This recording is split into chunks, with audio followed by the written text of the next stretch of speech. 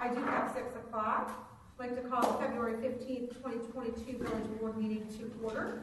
All right, I think we've made it around. Will you lead us in the pledge?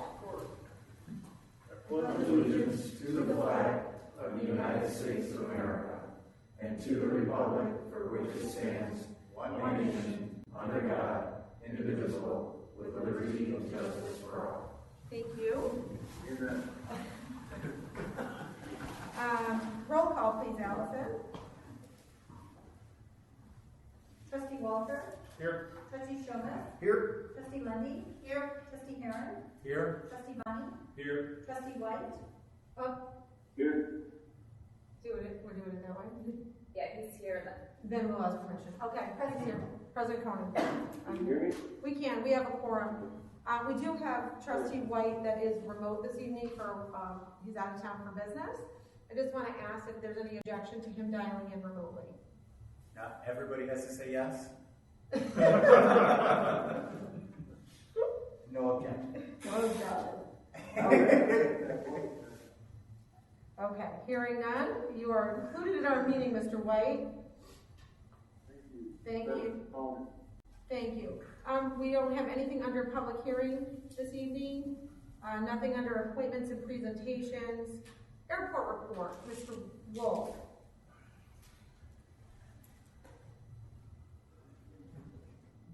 Okay, thank you. Okay,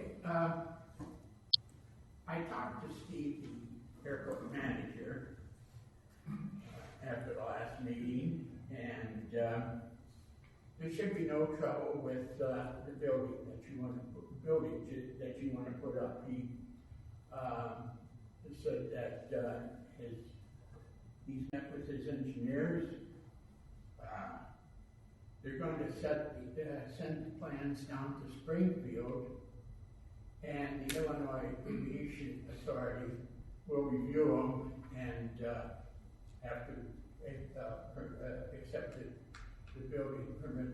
But that's the final step. They have the total authority, I guess, on whether runways can be closed, if not or not.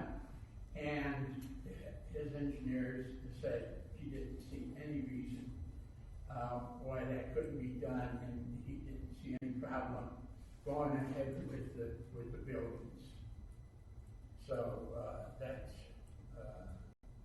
he said the airport manager probably didn't help, or airport tower management didn't help. He just made things more confusing. So he said everything should be going along fine. And if I hear different, I'll let you know. Okay. Just for clarification on your initial comment where you said for the buildings that we want to put up, just for the record, I want to clarify that a developer has come to the village inquiring about putting some buildings on the parcel on Municipal and Galena, and part of their due diligence process was going to the airport and finding out what the responsibility would be or how they would get the ability to have a crane on the property, knowing that it's on approach to the runway. So for the record, it's a developer that's interested who has not come in front of the board yet, but they are interested in coming, I think, March 15th, and they will be presenting at that time. But they have done their due diligence, and they've worked through, not you directly, but you've worked with the airport to see logistically if this is even an option. So I appreciate that, but I just wanted to correct the record that we are not interested in putting up buildings, someone else is. That's all. And Steve said they have experience putting up buildings around airports, so there should be no problem. The other thing we touched on was that at the present time, Steve will talk to you on the phone, but he cannot meet with you. And he said, and I said that's unacceptable, and he says I agree. But he says I have direct orders from the mayor's office that I did not meet with the president of Sugar Grove. And I said, well, tell the mayor's office that's unacceptable. So I think that will change. It's going to take some time, and I'll tell you why.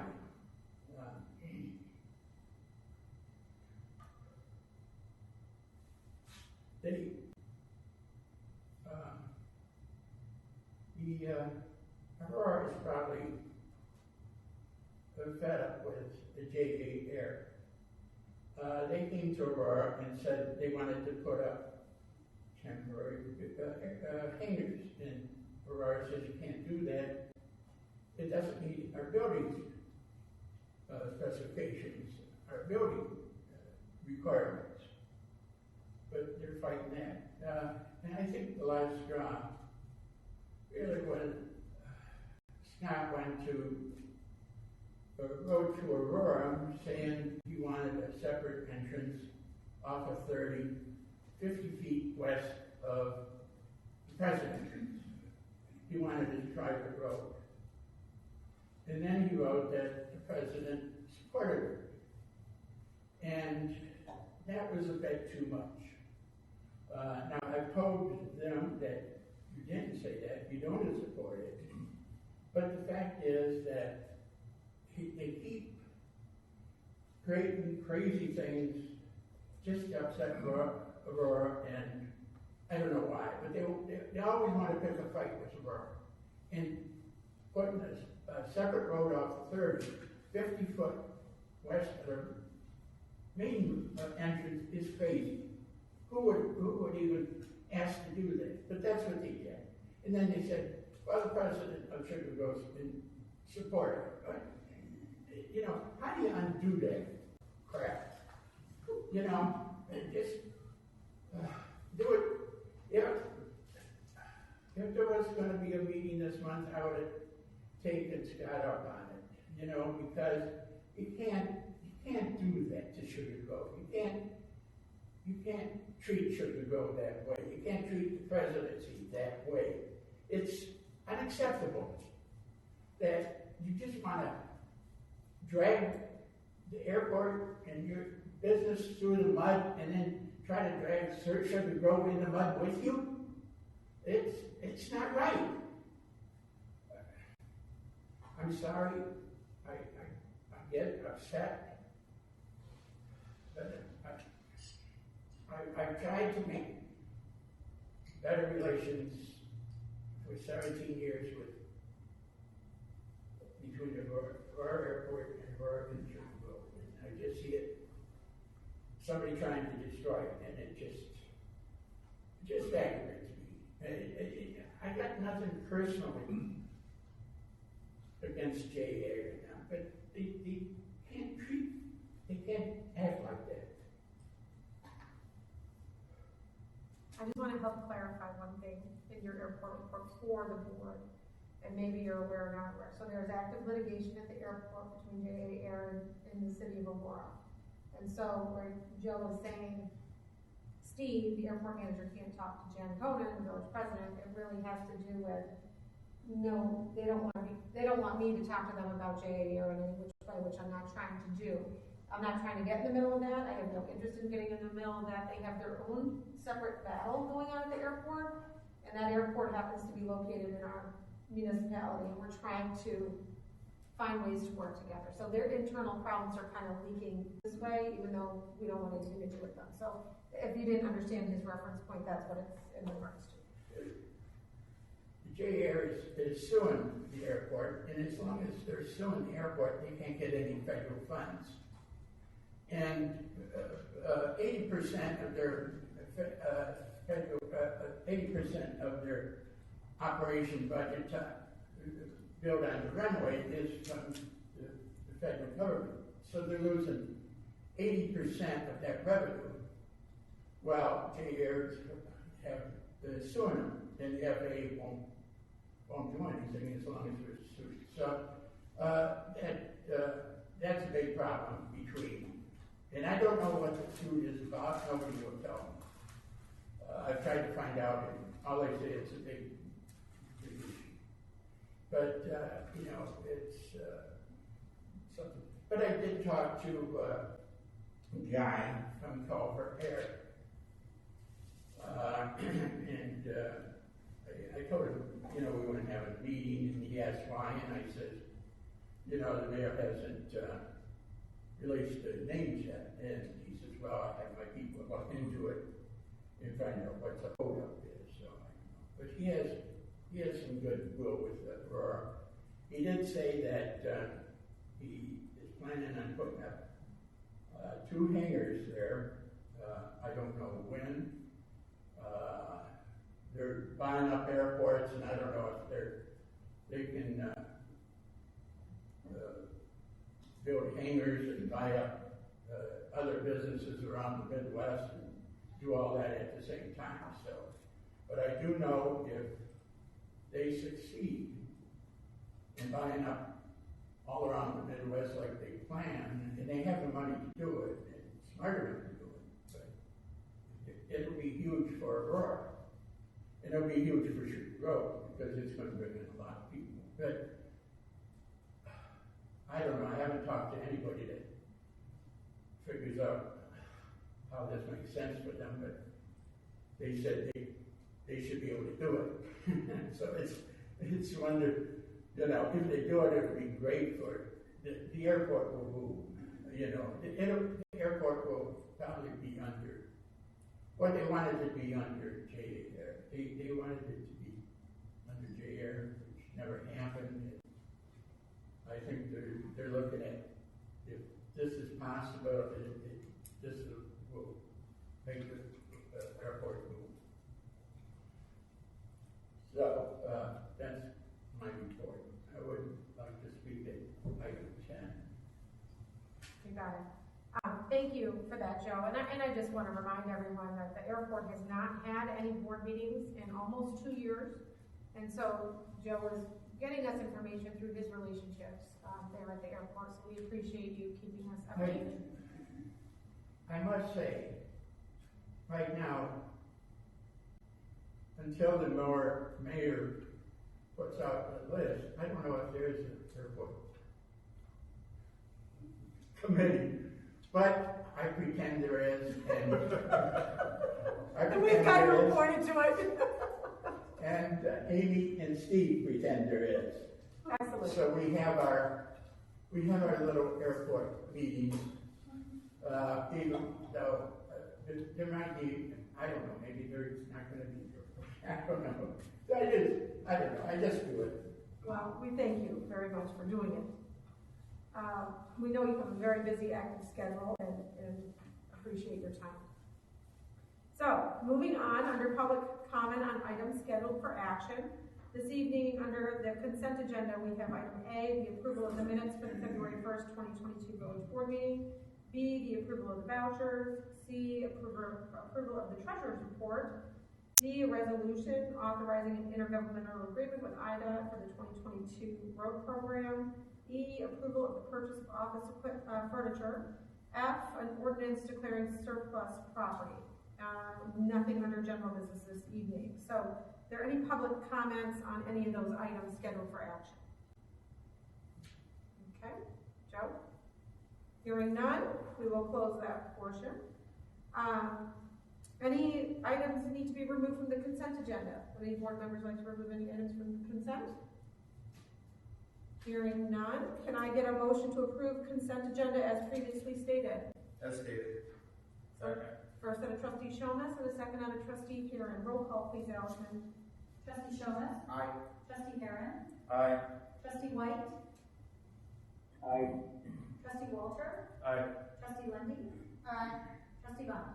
Aye. Thank you, motion passes. Nothing under general business. Public comment, time item number 10, we also have discussion items for the Hannaford Farm topsoil stockpile. B, establishing covenants, conditions, and restrictions for 140-160 South Municipal. C, leaf burning. D, our budget workshop, and then, of course, anything that you're interested in. So, public comment. Yes, Joe? It's not on the agenda. I was planning on tonight saying thank you to the police department and appreciate their work, but I want to say more. Today is the 3rd anniversary of the Hillview plant shooting in Aurora, where 5 people were killed and 3 officers were wounded. One of the officers, even though they were wounded, kept going. most of us would run away. He kept going. And how do you say thank you?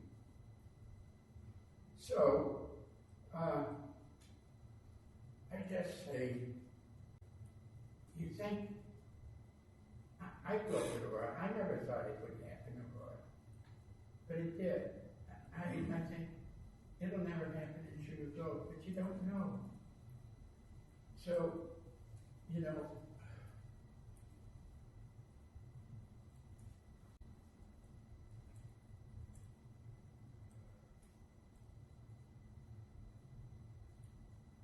I want to say thank you for the job you're doing. It's not enough. We don't say it often enough. And not enough of us say it. But I'll say it. Thank you. Thank you very much. Thank you. And thank you all your officers. Thank you. Thank you, Joe. Any other public comments this evening? Okay.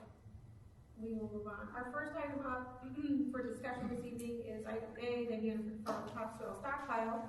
I do have a direct conflict on this item, so I'm going to recuse myself. Sean here, if you will lead the discussion, and then someone just come find me what is done. Thank you. Thank you. Go decide what gift card.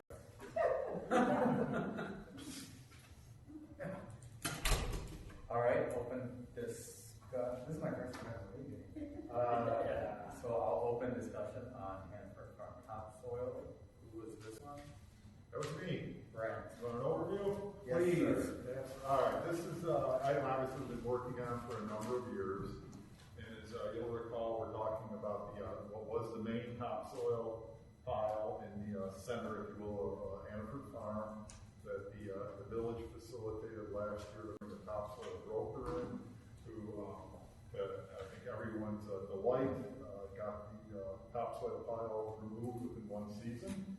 So it is gone, and what needs to happen next is what we call restoration, which involves two contracts. One, which would be by the village to do the kind of the last grading. You know, the topsoil broker got pretty close, but then we need to make sure it's proper, that it'll drain properly. There's some cleanup out there, and matter, Brad, I'm looking at you two going about a $70,000 contract. Is that what we're anticipating?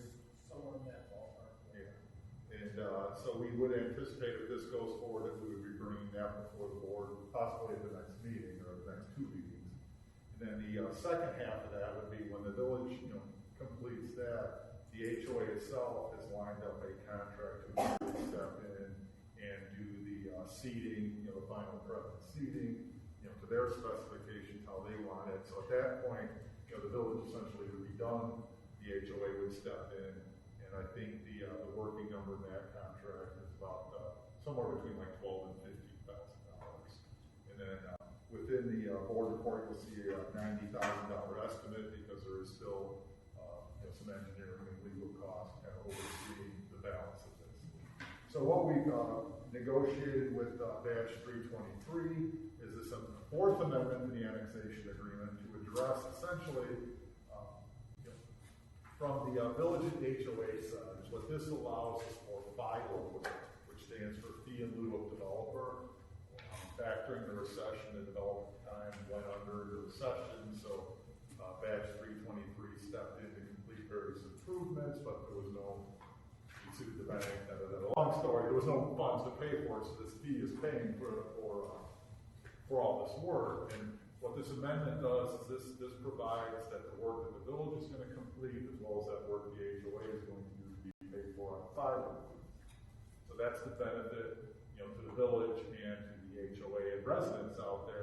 The benefit to batch 323 is that they're also being repaid out of the FILO fee as long with the village. That the current split is every fee that comes in, we split 50-50, and eventually both parties will get paid back. Under this draft agreement, batch 323 pays 70-30. The totals are still the same, they'll just get paid back quick.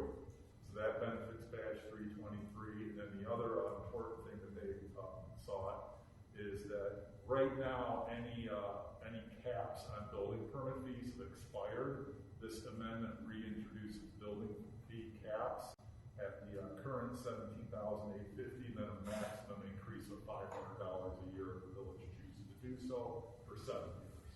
So that's the benefit to badge 323. So with what you have on here, I don't have it in writing, but there's one change to what you have that we've talked about with badge 323 in the last couple of days. And that would be on page 6 of your packet or page 4 of the agreement under topsoil stockpile. There still remains a smaller pile at the north end of the subdivision that is actually on village-owned property. It's the future extension of Denny Road, and a portion of it was set aside for the possibility of a water storage tank in the future. Secondary topsoil stockpile remains there. Its intention is to be used to the lots that remain unbuilt to finish those. This paragraph allows the empty lots out there to continue to use that dirt, but it also provides the village the right to say, we're done, we need to clean that out. If Denny Road extension or some other public improvement took place before that is all used up, the amended language that you would see presumably in 2 weeks for approval essentially just provides a 90-day notice to batch 323. If we're going to say, hey, you got to be done, you got 90 days to move dirt if you need to. And in the draft language, we do have what we're calling an emergent clause that if something happened where we had to do it faster than 90 days, we have that right, but we would agree to meet with them before we do that at this point. So, as of this morning, they said with that change, they told me they were good with the agreement, so we believe that we should be good. Our plan is that does require a public hearing, which I think will be published. Notified, so for March 1st. So on the March 1st agenda, you should see a public hearing and approval of this agreement, and possibly a agreement to do the village's portion of the site property. So I believe I covered all, but I'm looking at the rest of the staff that have been part of a significant effort for a number of years to get this to conclusion. So we're happy to say that we're really close to the finish line on this one. Any questions, comments, concerns? I got 2 questions. Because I wasn't involved with the history here, don't live in the subdivision. We're wrapping up some activities that clearly were initiated by the previous board, so forgive me while I'm catching up a little bit on the background. The property that we're finalizing, putting that grade on, doing some initial, I'm guessing, field grass planting, that sort of stuff to keep dust and that sort of stuff from happening until subsequent development happens on those lots, or are those lots just long-term open space? This is permanent open space. Okay. So the HOA, my understanding is they do intend to plant it in the native seed mix, which was originally envisioned for that area. Okay, all right. And the HOA, this pays for the initial final site prep and seeding, but then the HOA is responsible to make sure that it establishes itself in maintenance going forward. If there are FILO fees at the tail end of this agreement left over, once all bills are paid and badge 323 is paid back and the village is paid back, this agreement says those fees would go to the HOA. The idea being it benefits everybody who lives in that subdivision, which is where the fees are being generated. It's unknown if there will be at the end, because right now, the fee was structured initially on that every lot gets filled out and it's break even. This shows that there should be a balance in it, but we know already that 2 of the lots right now, there's an existing house who bought the lot next to them and they have no intention of ever building on it. If you don't build, you don't pay the fee. So there's essentially what it's set up is that it's roughly 5 lots. If you get the last 5 lots, if they pay, that would go to the HOA. But we don't know if those last 5 lots will ever get built on. And I can tell you that, we still get, a permit every year or 2 for subdivision in the village that are well over 20 years old. So it would not be unlikely to think that some of those lots either never will be built on or may not be built on for 10, 15, 20, 30 years. Okay. But I'm not familiar with what a pilot is. It is a concept that we created here. Okay. It's not an industry term or anything. So what happened was, when the recession hit, the developer who was out there went back. Yeah. And the village had, from memory, I want to say a plus or minus $2 million letter of credit from a bank to secure all kinds of improvements. The final service on the street wasn't in, storm sewer wasn't in, I mean, it was significant work yet to be done. So the village went to the bank and said, here's our letter of credit, give us our money. And the bank said, hold on, not so fast, we're not sure we want to do that. And then a few days later, the bank was declared insolvent and the FDIC came and took over. So we actually sued the bank because we said you had the money on hand. Yeah. The letter of credit was a valid letter of credit. We were entitled to payment upon demand. Yeah. And a judge, the short version of the lawsuit was the judge ultimately said, you got screwed, but the federal government can screw you. I mean, truly, that was essentially what it came down to. It said that everything they did was wrong, but not illegal. So what we understood is the FDIC said, don't pay them, because they didn't have enough assets to pay like their guaranteed deposits. Yeah. So if they would have paid us, then that meant the federal would have to come in and cover that. So they said, don't pay Sugar Grove. So then we were stuck with a subdivision with some, I don't remember how many dozen residents were out there at the time, unfinished streets. So Badge Street 23 came in and bought the vacant lots, but part of that process was, okay, how do we pay to finish everything? So what was negotiated at the time is what we call FILOD, F-I-L-O-D, or fee in lieu of a developer. The developer was gone. Okay. So Badge 323 agreed to front the money to finish the streets, put the sanitary sewer in, and the village did various work along the way, so that the fee then is paying everything. The village and Badge 323, the LLC, paying them back for doing what the original developer should have been doing. Okay. Otherwise, we were sitting here going, there's well over $1 million, I can't remember the number, worth of improvement. Who's going to pay for it? How is this ever going to finish? So I think it was a very creative solution that in the long run has worked out very well. As you can imagine, there were certain things that popped up, and this was by far the largest, that were either unknown or unanticipated that were going to be an issue when we first came up with the first FILO. So there have been other smaller things that weren't on the original list that had to be done, and this is the last one. Okay. So the 90 grand is cited here. Is the majority of it is already held back? No. It's Right now we have got it in the budget. We have well, it's a separate account, if you will. It's not part of our budget. So as we collect the fees, then we can pay them out currently to the village and Badge Street 23. We're sitting on 30, a little over 30 on top. Okay. So if the HOA comes in, does their seeding in the spring, and then they turn in their invoices, and we verify it's $13,000, we have the cash on hand to repay them back. Okay. And then, like right now, the 17 that's left, then that would say, okay, 70% goes to Badge 323, 30% goes to the village, Okay. and he has a running total of how much each group is owed. And so then, every time a new permit comes in, they pay the FILO fee, and then Matt takes that money and periodically he says, okay, we're going to do a distribution. Okay, but the 75K that was referenced in the major portion of the work that needs to finish out the grading, where's that? That will add on to what is owed to the village. So we'll just, So yeah, you'll see it in the budget as an expense, Okay. and then it gets added to what we're gonna be reimbursed. Okay. So we're essentially fronting. We're shifting money. We're fronting that money, Okay. and then each year, based on however many lots come in, you'll see revenue come into that account that we spent out of, just kind of for years. Okay. Forgive me. oh no, this is good.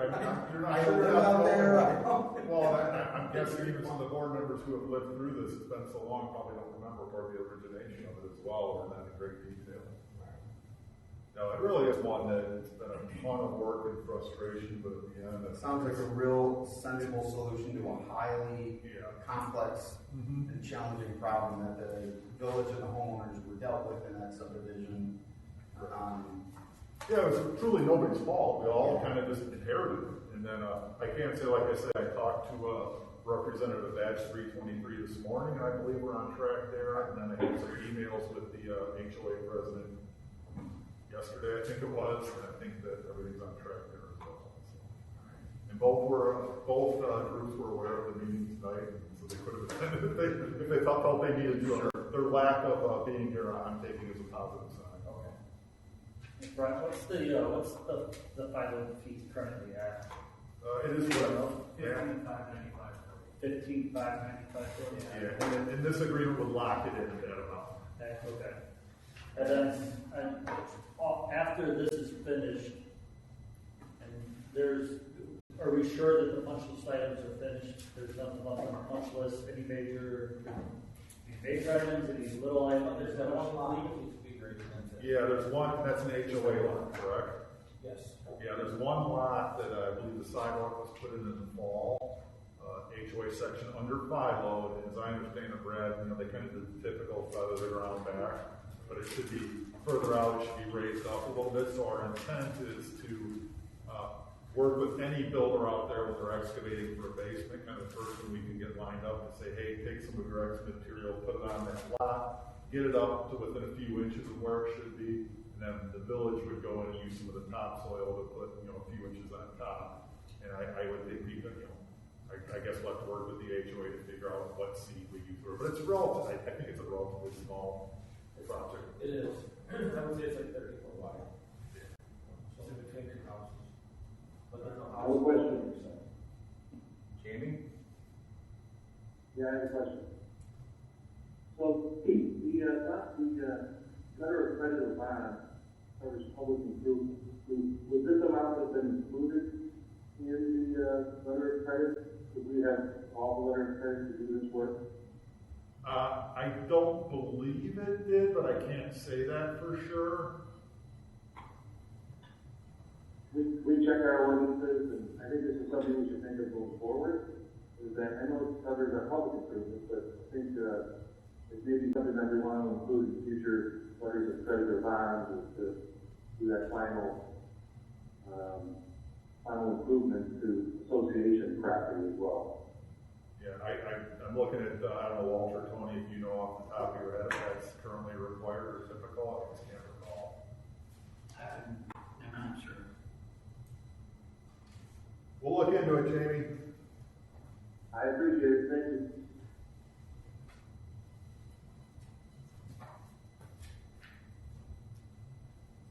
Typically, the subdivision public improvement guarantee is for public improvements. Probably doesn't cover the like I said, I didn't think it would. I mean, this certainly was an unusual circumstance, but that doesn't mean something unusual couldn't happen in the future as well. I think it just comes down to, the village's desire to require that and what, if any, pushback we would get from the development community, which I can't really say just sitting here tonight.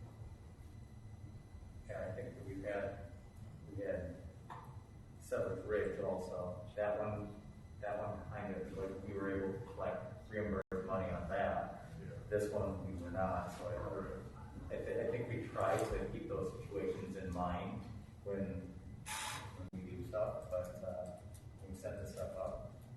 But I don't know, we just can't plan for everything, right? Right, and you're correct. Settlers Ridge was similar time frame. The difference there was they had a completion bond, which normally is not as secure as a letter of credit. If that bank hadn't been going under, we would have got paid pretty much. Basically, just go issue a demand. But in this case, the bond, we also had to sue the bond company, which is essentially the insurance company, tried to deny that. We ended up in a lengthy litigation. I think at the end, we ended up getting a little over $2 million that we again used to complete items in Settlers Ridge. And we weren't unique in that. I mean, it happened all over the place at that time. Any other comments or questions? Thank you, Brian. All right. That's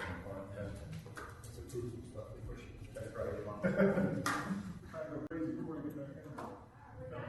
Yes, we don't want that. All right, so can I get a motion to adjourn? My time is off. done? We're not gonna do budget talk? You did it already. Yeah, done. Excellent, all right. Moving on. All right, up next, item B, establishing the covenants, conditions, and restrictions for 140, 160 South Municipal. Walter?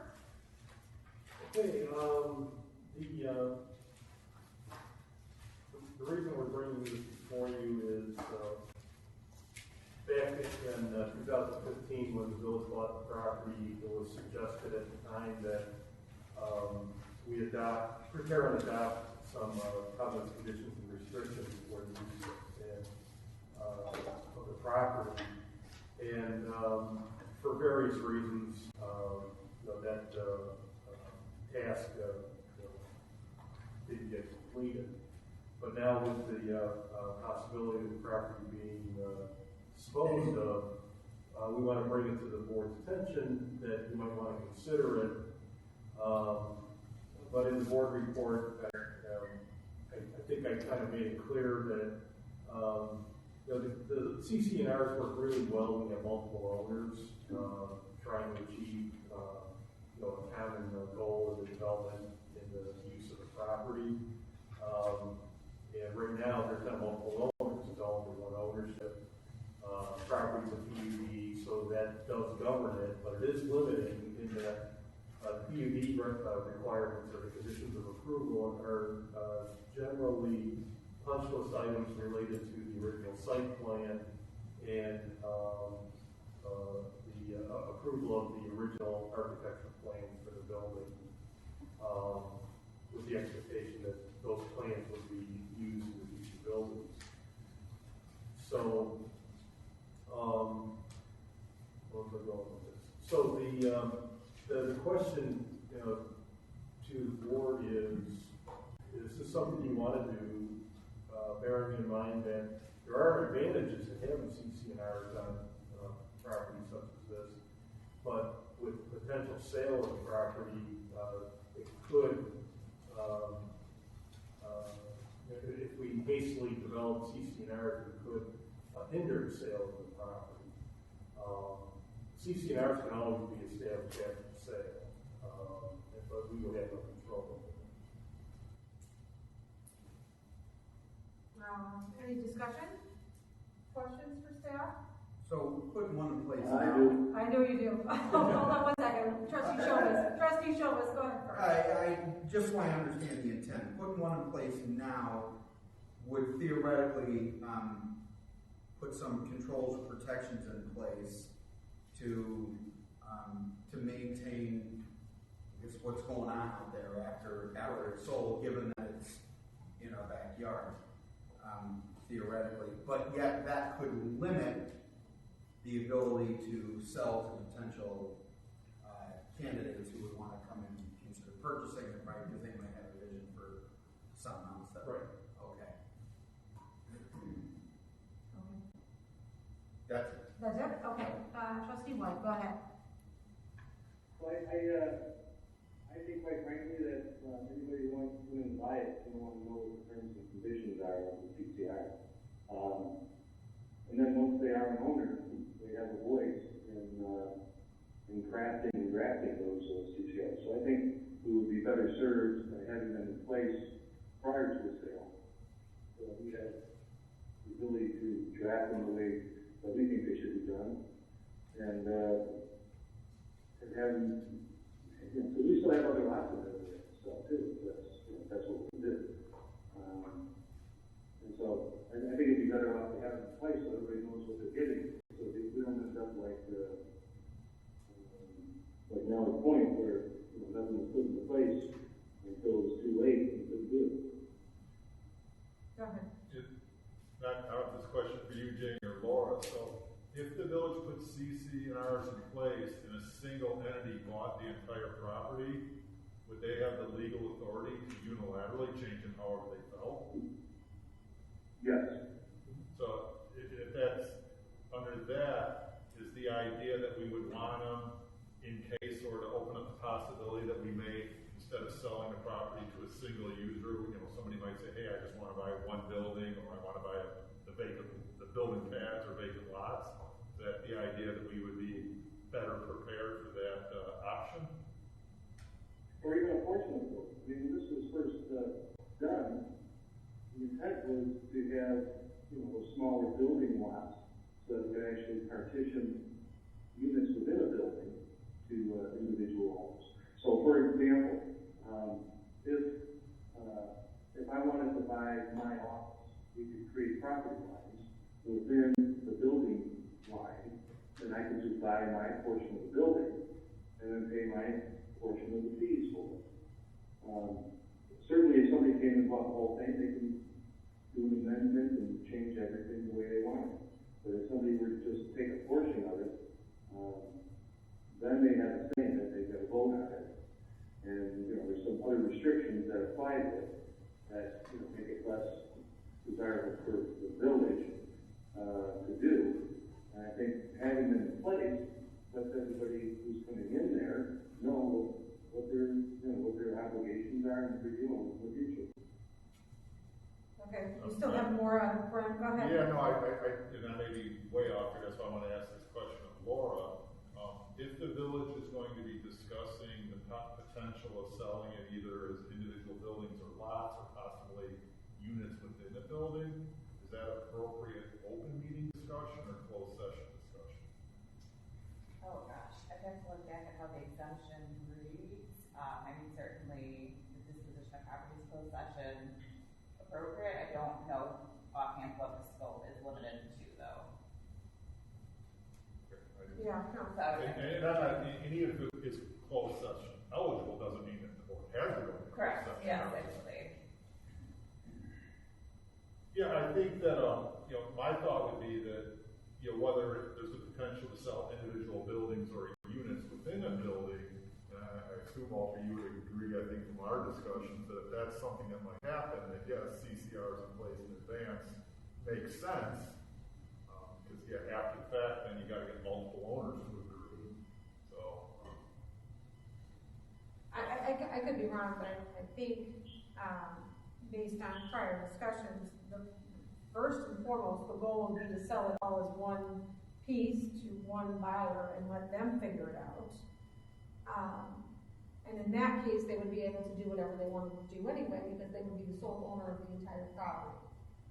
So I don't know if it's worth the time to do it now, or to wait and see what we're able to drum up, I guess, in regards to those properties. My response would be, I think, classic, it depends. If we're talking about fairly straightforward and simple CC&Rs, but honestly, it's not my area of expertise, so, I would assume you're doing typical things like how do you share common maintenance costs, parking lot, landscaping, that, but I don't know how detailed we potentially might get, so. I just wanted to jump back in with the disposition of property. The closed meeting exemption is to cover to discuss the price for sale or lease of the property. Okay. So the scope is. Gotcha. So my thought would be if that's something that, if the board has interest in that, potentially to give that flexibility up front, obviously we could do it after somebody came to us and said they were interested. I guess without, knowing what areas, Jamie would want covered in CC&Rs and any other board member, it's hard to say it's a huge effort or it's really not that big a deal. Obviously, maintenance is always the biggest thing, the aesthetic and maintaining the property. And I don't know how the board feels, but those pads, is it laid out to be exactly like the other two buildings? That's what's there, so obviously. One's big, I think the one at the corner, I believe the building envelope is a little bit bigger than the other two. Yeah, it's a different shape. But it doesn't have to be. No. Someone wanted to just. Yeah. When the village was looking at it, to get the square footage we needed, we were contemplating a two-story. Oh, that's right. And at the corner, that seemed would make sense for a village hall. I suppose anybody else could probably put a two-story. I don't know what I don't believe there's any restrictions, but I can't say for sure. That's something we thought we were going to have to amend. That would require an amendment of the PUD. So as far as architectural standards are concerned, That's in the PUD. okay. So PUD has some standards that no matter who owns it, they can't change it unless it comes to the village. If we sell it to a single buyer visit, they can change the, CCR, whatever they want.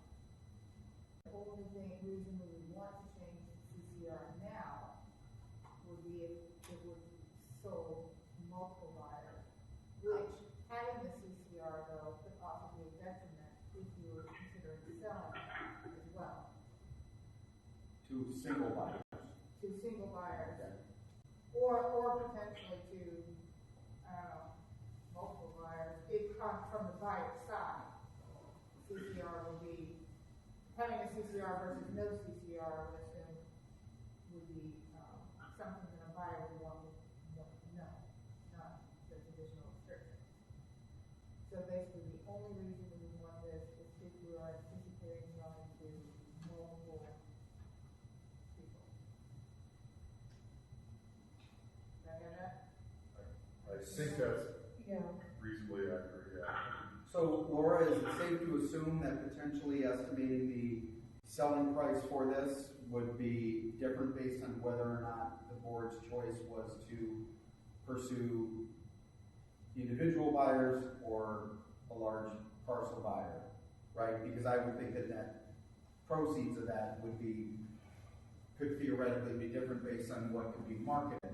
So I think that discussion that would need to happen in that meeting, and I think it's dictating the direction of this dialogue here. I think that's kind of what you were getting at, Frank? I guess what I'm thinking right now is if we want to make it, we want to facilitate the possibility of someone just buying a building or a unit within a building.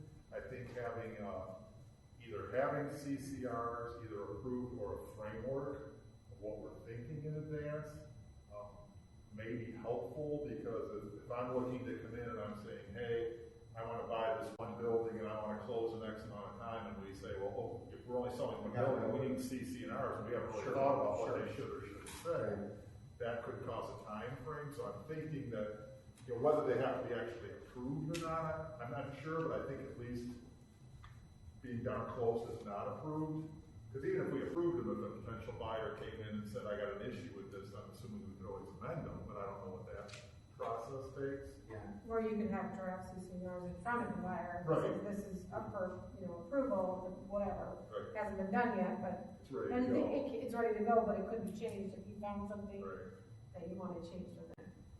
Are there notice requirements to approve CCNRs, or is that just an owner, like in this case, a single owner document you drafted by the county or something? Yeah, I don't believe, because it's not typically something that is, it's not a village thing, it's not a public body thing. So, I don't believe there's any notice or public hearing requirement on it. Certainly you would need to have whatever it is recorded. So, Jamie, do you think it would make sense if you, me, Walter, whoever, anybody else interested, bounce off some ideas of what these CCNRs would look like, and then bring it back for more discussion? Yeah, I think Laura probably can, put something together that's, quite frankly, we want it to be fair to, the association, so to speak, and to the different community owners. So I don't think it's, rocket science to create something new. I think Laura can probably put something together, and, then you can run through it and see if there's anything that you think would hinder the property or help the property. Okay. Any board members have any additional comments? I've got some concern Okay, please. about if the thought is breaking this up and, basically selling it as business condos bit by bit. Right. We're gonna be selling that thing piece by piece for the next 4 years, right? It'll still be a pain in our tuchus as we're still trying to figure out how to manage snow plowing and grass cutting, and when the AC goes belly up and all the other sort of stuff that is gonna happen. So Yeah, that's my final comment. Yeah, no, and I don't disagree with you. I think, we don't know what we're going to attract with that. It's a very interesting property. Right. One fully occupied, one half occupied, one side not finished, and 2 parcels. I mean, someone's gotta have a little bit of vision and, wanna finish the whole complex. So, but for us, for the village, getting out with 1 buyer is the cleanest, easiest way. So that would be first choice. Totally get what you're saying, but prepare for what could be, Right. what if someone comes and says, I just want the 1 building? And then in that case. Yeah, buy them all. Buy them all. Then you lose that buyer. Then you lose that buyer. No, yeah. If I don't get one free. I know. I think First Mike. one's really expensive. I know. Yeah. I think it came down to and prepare for if that did happen and the village board did agree to that and those CC&Rs. Right now, the Public Works is maintaining that entire parking lot. So what does that look like and who's responsible for what? So that it potentially cuts down on our maintenance costs over there too.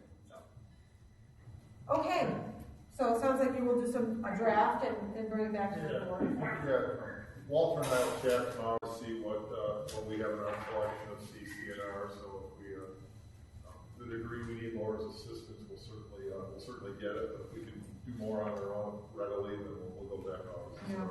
Well, I'm sure you have plenty in the archive that you can just pull from and pick out the good stuff. We got the package right behind Jewel, that's, Michael got well too. Project right behind Jewel. Oh, Yeah. the camera. Oh, yeah. That's very similar, great. Okay. Yeah, and that's there. Yeah. Okay, excellent. Thank you all for the discussion. Up next is the leaf burning. Allison. So the board discussed this back in the summer, and we did a little bit more research on some of the items that were discussed.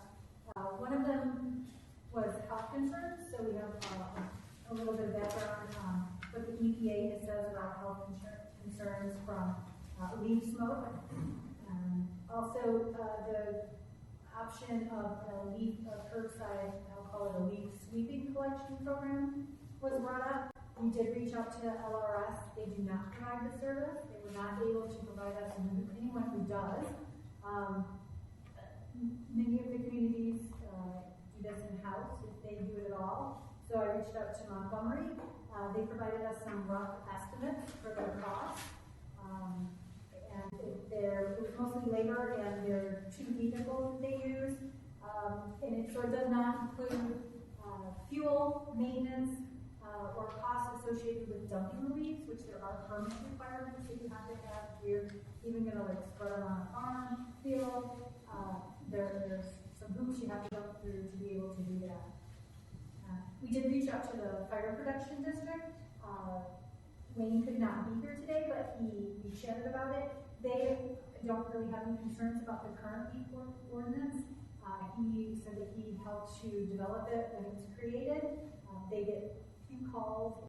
Most people are following the rules when they do go out. If they're there, it's mostly a nuisance call that they get. And that was similar to the police department's response. As you can see from the numbers, they get a couple handfuls of calls each year. Only only 1 or 2 citations a year. Most of the people are in compliance. It's more a nuisance that someone's calling out for.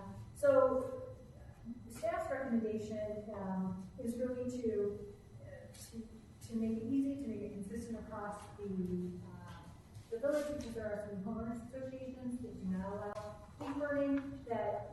So staff recommends that you draft a new ordinance or amendment to the ordinance to ban leaf burning. Yeah, if I could just add I think it's explicit instead in the board report that we don't think it makes any sense to initiate a village, run curbside pickup where you just rake into the curb and use a machine.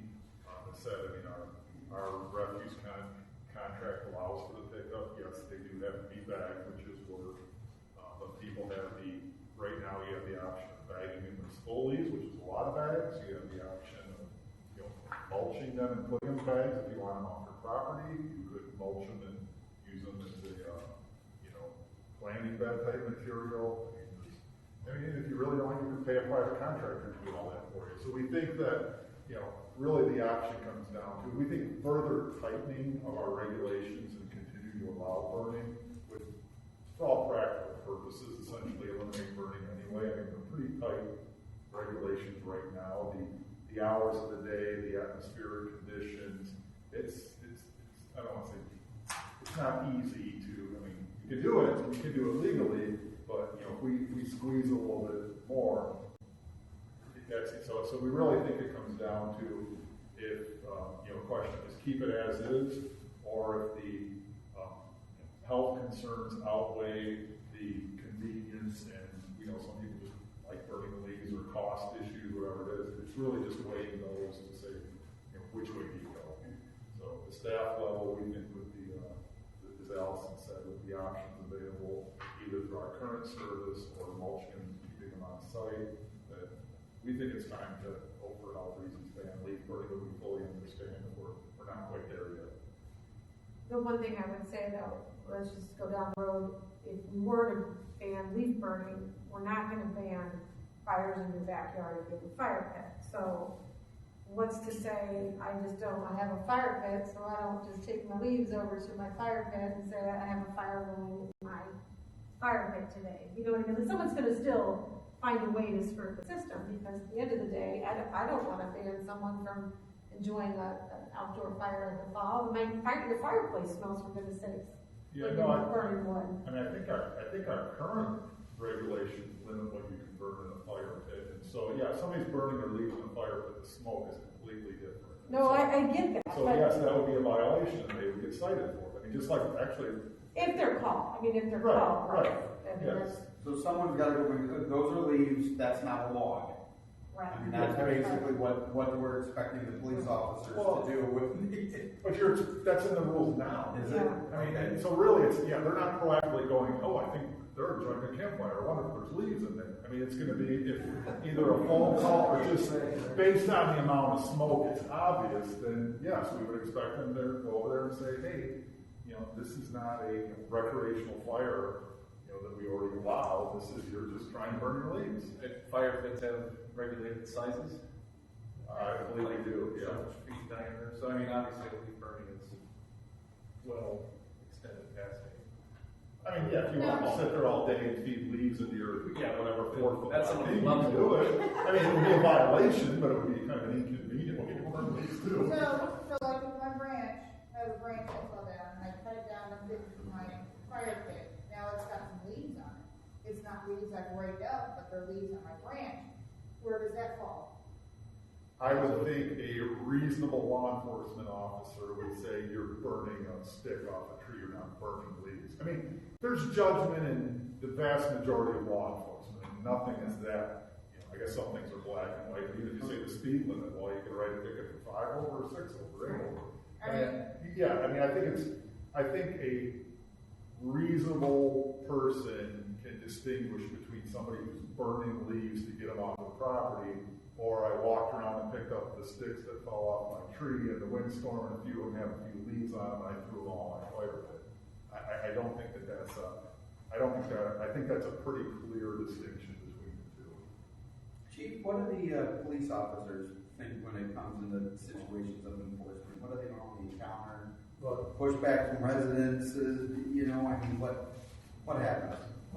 It's mostly educating them, for the most part, and we'll have some repeat offenders, and then some of the citations that are obviously trying to skirt the issue, in a high situation. Obviously, if we have more logs than we have leaves, and I think it's 3 feet by 3 or something like that, 3 by 3 is what we allow for our recreational campfires, and then also within the industrial bins or whatever the commercial bins that are available to do a campfire, and then your pits that are obviously made from your landscaping products, not material. But we'll have every once in a while someone that will ask for a special permit for a bonfire, so the officers, it's typically it's always been since I've been It's about the health concerns. It's about someone's smoked out, even though we could usually down certain hours and then a 10-mile per hour, and we usually airports weather to determine what the wind speed is in the area. We'll notify someone. Typically, it's the unintended fires that draw the attention, and that's where we'll have to have someone out there with a water hose nearby, or an adult versus a kid that's out there maintaining or watching the fires. So, it's been a common practice in certain pockets of the village.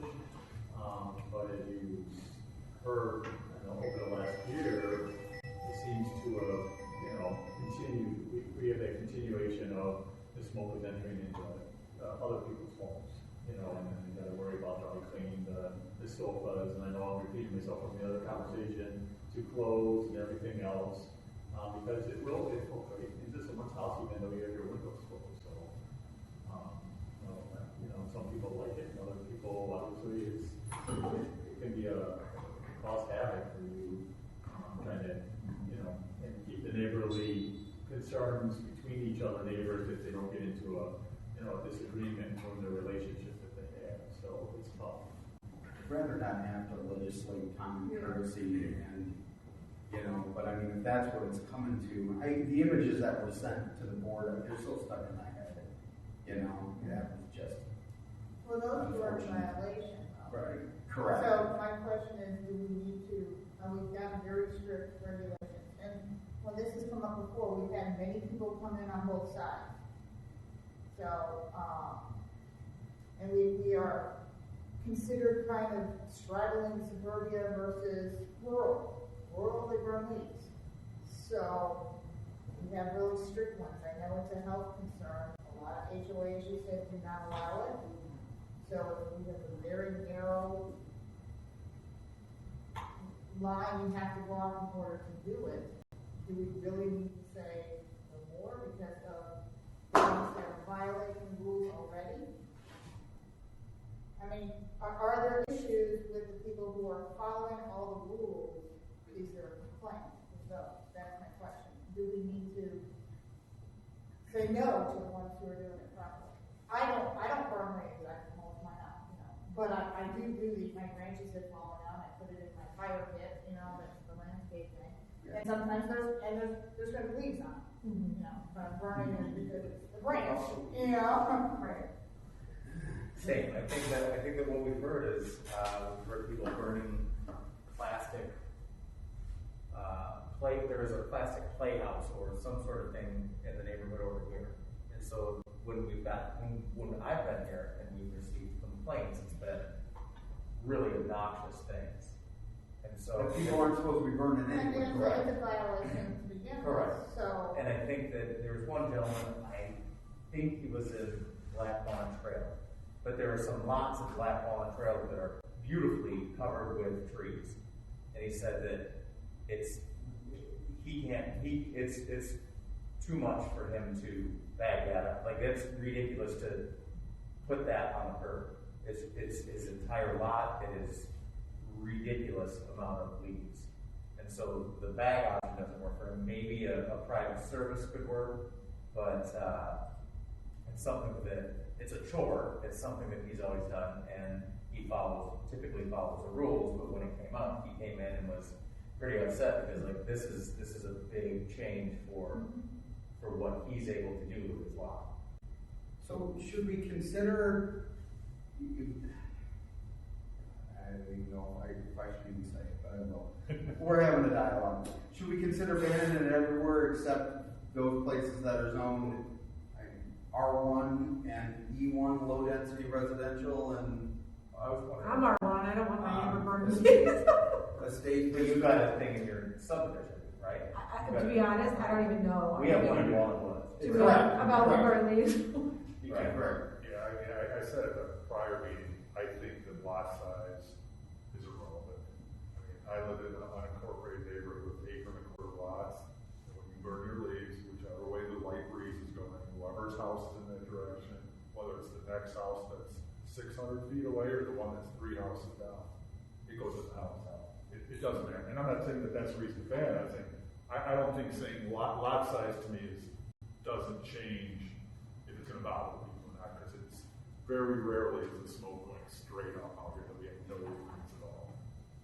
I mean, my feeling right now is that I know what's come up in the past, has been a reluctance not ban it. I would suggest that, do nothing right now. Let's see how the next, how this season goes, and pay more attention to if we do get calls and keep a better log. Like, not only calls, but what our officers or anybody sees out there to say, okay, let's just make sure our stats are really good this year and see if we do have problems with, complaints or concerns of people who are doing it properly, or if it really is not that much with them and people who are doing it improperly. Now, there was one lady that, I think she came in, but she had some respiratory issues. Right. She came in with her oxygen tank, and she was like, yeah, it doesn't take much smoke at all for it to negatively impact my breathing on a daily basis. Even if you're saying it's only for a week or 2 weeks or October or November, whatever, it's a small time frame, but it really negatively impacts her ability to breathe with ease. I think that's the debate. The luxury of burning your leaves over the health concern of your neighbor. And the neighbor isn't gonna move so that the luxury can continue, you know what I mean? They can't. It's like, I'm gonna sell my house because my neighbor likes to burn their leaves. So, I don't know if it makes any sense. I don't wanna freak the public out by any stretch, because we're not voting on anything, but if we do a chip monkey that says, hey, community, the board has been discussing this, and this is what they'd like to know. Are you pro-leaf burner? Do you not want it because of health concerns? Well, however you craft that. And let's see if we can actually extract some data out of the community as to, we always sit back and say, are we gonna make a rule and keep a rule for the few, or are we gonna protect the masses? And so this is no different. We don't know. No one's showing up and telling and complaining about it, even though we've had leaf burning on 3 agendas. It's like no one's here. So let's see if we can maybe do that. I just have a few things. Please, go ahead. I'm just sitting here listening to everyone. I was really kind of on the fence thinking about this since it came out. According to these numbers, really everybody's in compliance. I mean, I'm a little, I would like to know if the calls of service are actually based upon people calling about health, or if they're calling about burning garbage and things that aren't permitted. Do you know, Chief, if those numbers are these calls for service that are on here, are they related to people calling about health-related issues, or, hey, my neighbor's burning the couch? Yeah, just open burning. Just open burning. So we don't even know if any of these are health-related at all. They could have been, all of them could have been just calling my neighbor's burning too close to my house, my neighbor's burning garbage. It is, in the garbage bed. Okay. I'm concerned about the calls for service that will increase for the police if we ban it. I think that people will be calling the police constantly, hey, my neighbor's burning this, or my neighbor's having a bonfire, not knowing the difference originally. So I think the calls for service are going to increase. The fire department, do they get dispatched to all the open burnings in town as well? No, just the police. It depends on the type of open burning. Automated guy. So there's a possibility that we're stretching our police and fire a little bit thinner by actually banning something that they really don't go through a whole lot anyway. You only had 7 incidents. The last 2 years, and with 21, we had 11 incidents. So, I would imagine those numbers will increase dramatically if we ban it from people calling. I have issues with people that are physically disabled and aren't able to actually bag their own stuff. They're just raking it in, they're raking it to a pile. They're not able to bad backs or bad knees, can't lift the leaves and put them in a bag and carry them off to the front. I think there's a lot of cons to getting rid of this ordinance that so far, in my opinion, doesn't really seem to justify having a cancel. I'm kind of You know what I'm saying? Yeah. Anybody else have any differing opinions? Yes. Yes, go ahead, Trustee White. So, I've got a couple of different thoughts on this. I tend to want to give deference to the prior board that had residents there talking about it, and, and what they crafted, which the fire department seems to think is a good solution that would still allow it. Having had children with respiratory issues, we couldn't have our windows open during the summer at any time, or the fall, just because of all the allergies and things like that. So I think, I don't want to diminish what somebody may be going through, but I think it's a very, very, very few people that would be impacted by it. Like I said, I would tend to give reference to the prior board that considered it, and I think came up with some reasonable solutions. And if somebody violates the rule, then we've got to address it. But it happens such few occasions that I'm okay leaving it alone. Okay. Hey, Chief, what's the cost of a ticket for Maybe something like $100. maybe something we could look at is raising the actual fine for that, or make it a little bit more teeth. Sounds like if somebody's $100 ticket, I'll pay for it. Maybe it's a $500 ticket, they might be twice the number. It leaves out of the ordinance. Good thought. It sounds like the majority of the board would like to leave this alone. That's what I'm getting. That's what I hear. So I don't even know, Allison, if you do the chipmunk, you freak people out. Not interested in freaking anybody else. So maybe just leave that alone. Continue. Leave it alone. Thank you for your due diligence and looking into it. And keep all your files, because I bet in the next 2 or 3 years, somebody's going to bring Bring it it back up. Yeah. And we'll see. And listen, as the village changes, and we get a little bit more population, this could be more of an issue. Yeah. So it's to be discussed again if need be. All right, excellent. Do we want to? Does anybody need any water as we move forward, or any drinks? Do you want to get something to drink? Just Feel free to keep talking. I'll be right back. Okay. We're getting ready to go into budget workshop, Joe. It could be a while. You're more than welcome to stay, but I just wanted to give you a heads up that. He said he's leaving? Are you calling an official recess? I'm calling an official recess. Go get a drink. We'll be right back. I need to tell you another back up. As we all get you hydrated.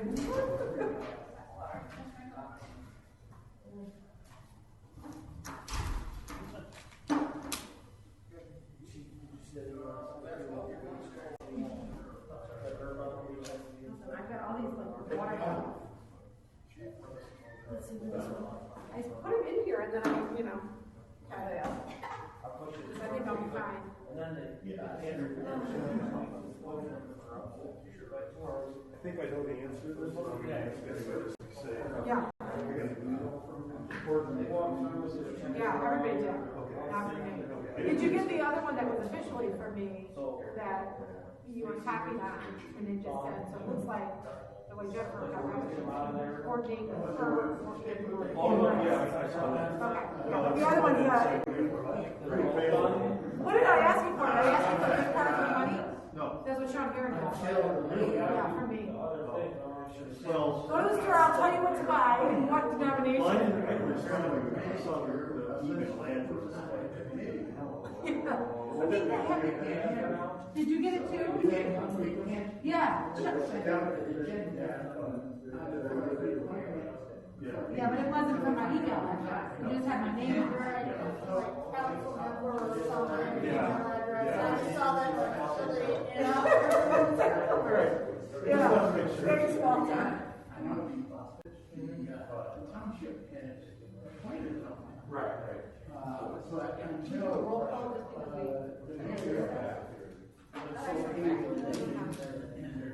Perfect.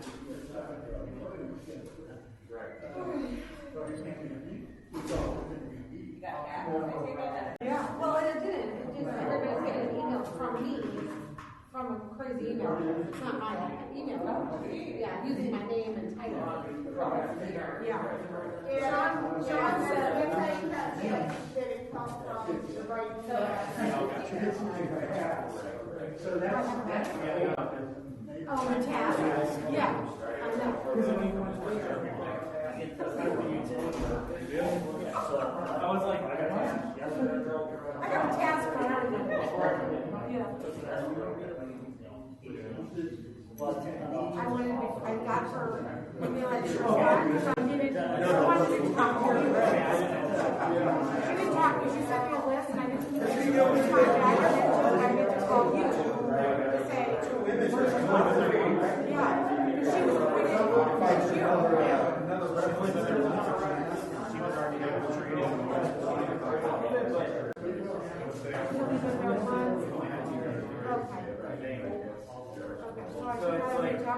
Yeah, I would just reach out to her more than anything, because I don't think there's an issue. I think the issue is So- I don't have somebody that.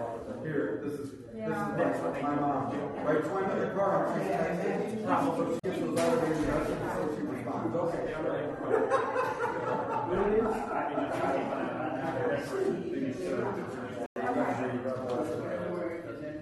Mom, those are automated, that's not me texting.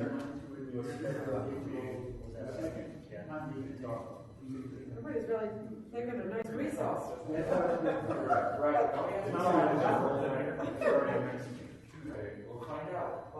Why do you think three? I'm okay. Can I help you? Yeah, I think in so many cases, prevention at school. So it doesn't go. You need help getting your coder on? Okay. You're in the waiting. Throw your code.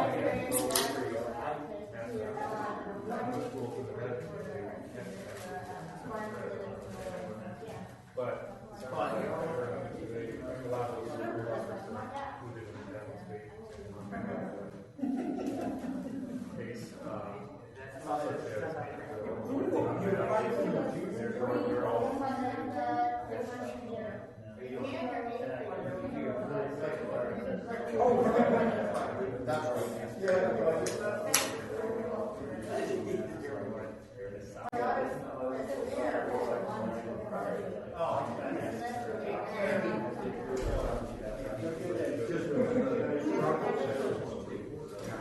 I wonder if that's just something that.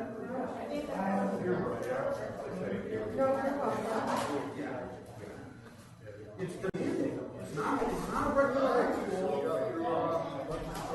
Yeah, now we just gotta tackle this one. Kind of good. We have everybody shown here.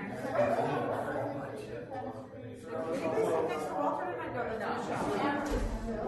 All right.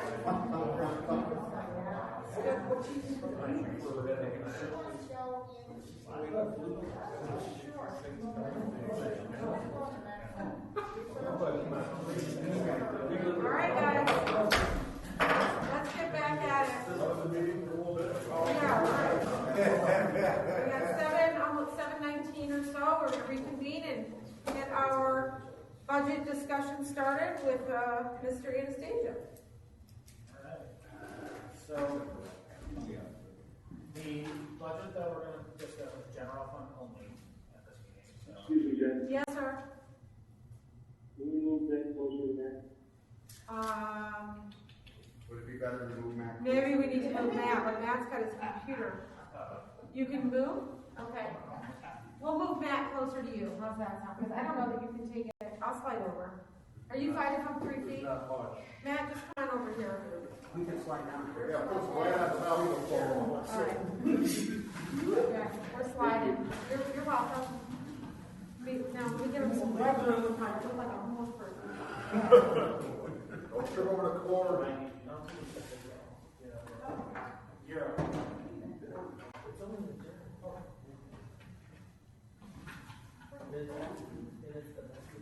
Totally different view from up here. It is.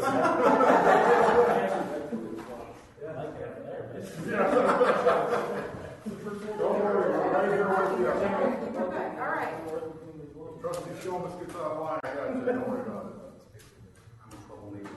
Some snacks with one another. Depending on how late you go. Okay. All right, here we go. All right, so we're going to look at the general fund. So throughout this budget process, we were able to incorporate everything that was discussed during the 6-month update that the board has talked about or wanted is incorporated into this budget. So as you go through, this is a full budget that has been pretty much everything we've talked about. This does increase over just normal everyday expenses, but also it focuses on salaries, medical insurance, and police pension fund contributions. We discussed ongoing revenue sources that were increased in income tax, sales tax, and video gaming.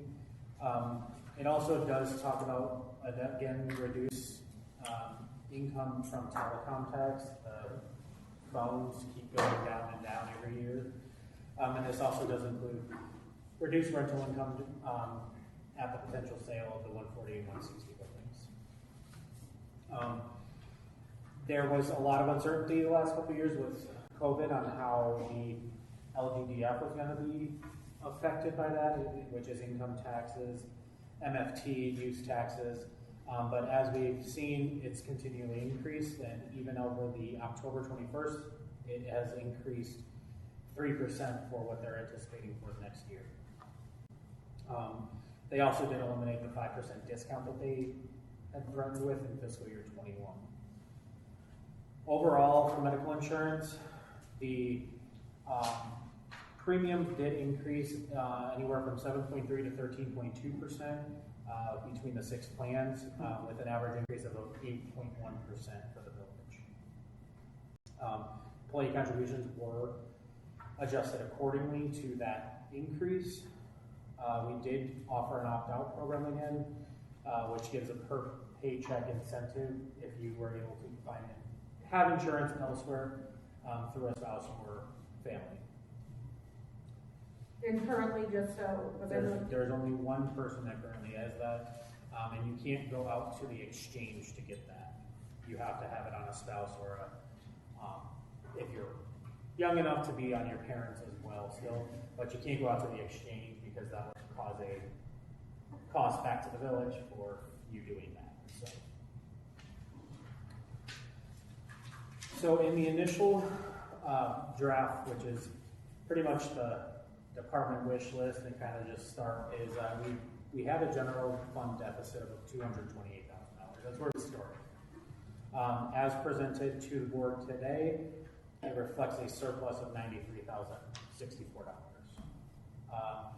So this was accomplished with evaluating future village hall, reviewing some of the larger expenses that were accounted for in different funds that were in here, so that was updated.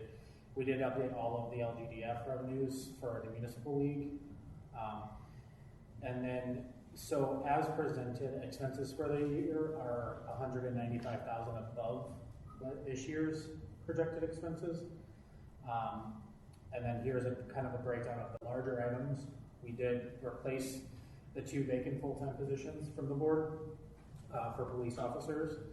We implemented the facade program that was discussed at the 6-month update. There was an additional transfer for future village hall uses. The equipment replacement fund is funded at 100% now, which was budgeted at 50%. There was an increase for IT consulting. The Ace Hardware sales tax rebate did fall off this year, so going forward that will be no longer on there. We updated the population for the census, which does affect LGDF, so it went from 8,997 to 9,278. We increased sales tax revenues, which we've, over the last fiscal year, have seen about a 30% increase month to month over the previous years due to the state law change. And then police pension contribution is kind of an up and down. So this year, the state mandated minimum, which is up 90%, actually went down to 588, which was 623 this year. However, for the next year, we actually budgeted 675, which is EAN 100% funding, based on the Lauterbach and Eamon actuarial study from the police pension fund. So we are funding at 100% EAN, which has, I don't know if that ever happened in the village. And part of that is I discussed with Brent, there was a lot of things moving in this year. There was a disability that fell off of our books because they were cleared to come back to work. But in that process, we had somebody also retire this year, and that person went and got a job somewhere, so there's a transfer credit as well. So I didn't want to decrease our contribution this year, showing, oh, well, we have extra money, we can decrease it to the minimum. I'd rather keep going up because I do anticipate seeing a larger increase next year because of all of that stuff that happened within this current fiscal year. On top of that is the consolidation as well. We have no idea how that's going to be affecting long term, so I'd rather keep continuing to increase rather than decrease just because we could.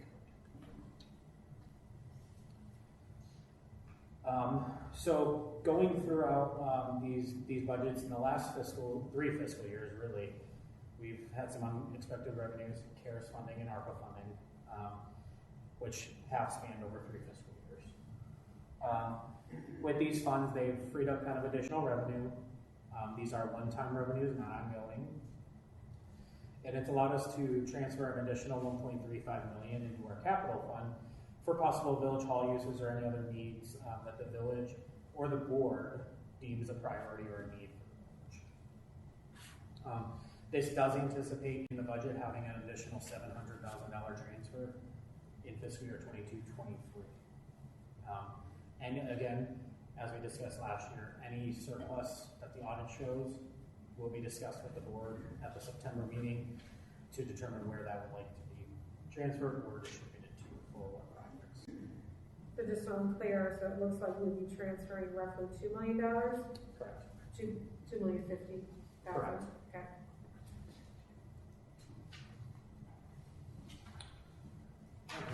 So to start, we're going to go kind of briefly through what we have for 21-22 projections going forward.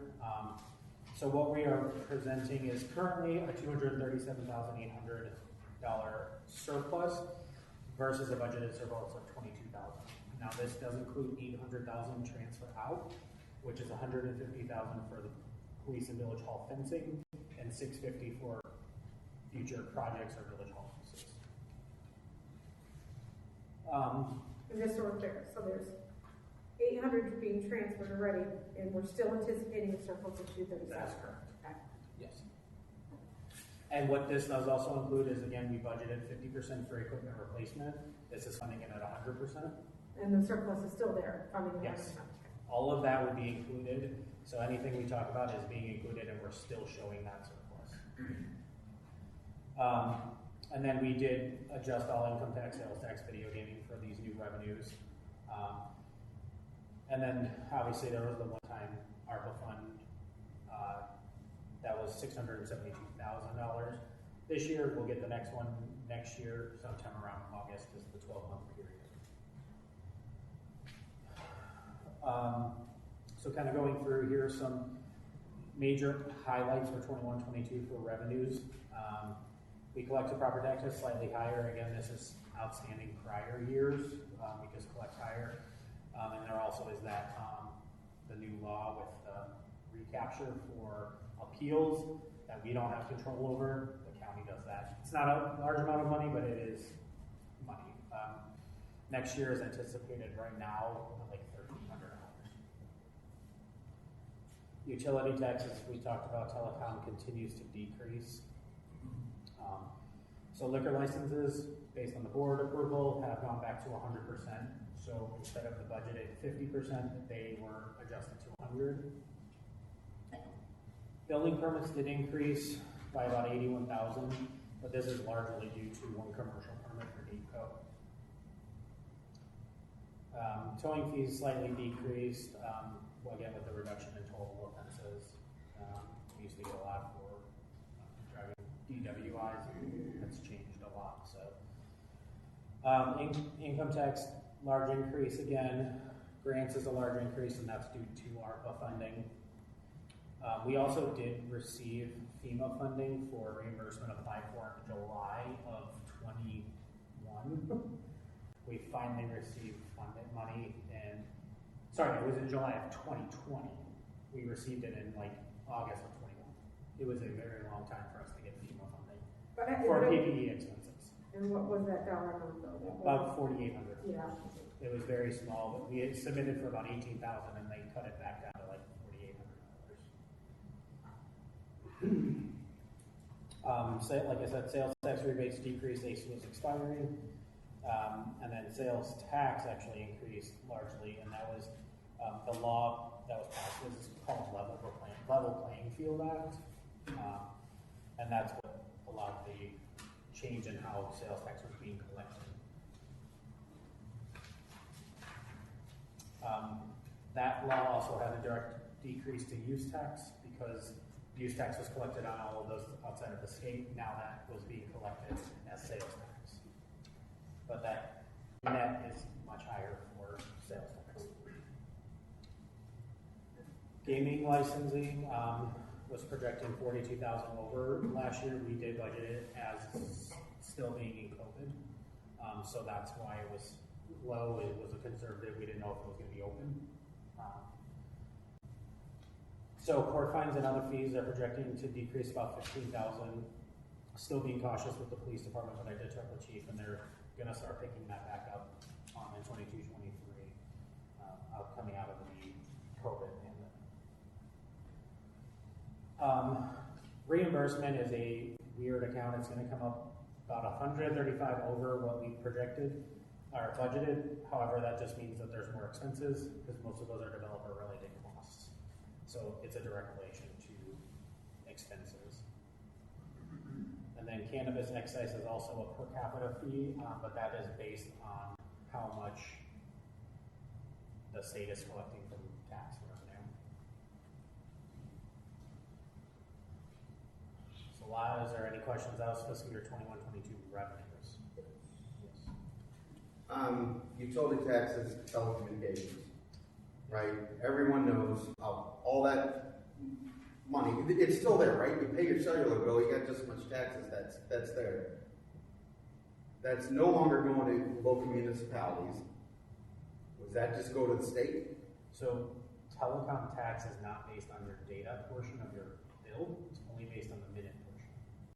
So that's the big change, is that so many cell phones are going more data driven. Yeah. That number, and that's why that number keeps decreasing. Because in the beginning, it was such a, you picked up the phone and called people. But a text message is not, that's just data. No, and the phones are switching over to be VoIP phones. Right. Once it's, once you're on a wireless. Right. So it's only based on the phone portion of the bill. Okay. Now, not the data, and that's the biggest cost on your bill. I have just one question on gaming. Yes. Budgeting 90,000 in revenue, up a little from the 87.5, but up substantially, obviously, from where we were actual during peak of COVID.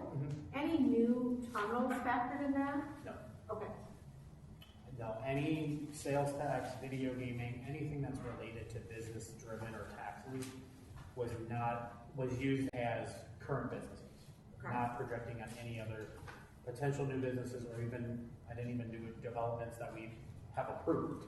I haven't factored any of that in. It's all based on current businesses and terminals. Perfect. So ideally, we have more surplus this year. I like to be very conservative. Yeah, which we love looking at that. things. We love that one. So, any other questions on revenues? All right, so this is going to be 21-22 expenditures. Medical insurance, we budgeted a 10% increase every year generally because we don't know what renewals will be, but it came in at 8.1, so that was a slightly lower. But between everything, between people joining and dropping, it probably is a net for medical insurance because of open enrollment. IMRF, the contribution rate actually decreased 1.33% from 21 to 22 to a rate of 6.56. However, it was budgeted to increase at 8.25. Again, that is very largely related to their rate of return. So based on their investment income for the year, you see your rate kind of go up and down, and there's no real way of us determining that because it's not released until after, which I kind of will get into in the next year budget because They did have a 16.6%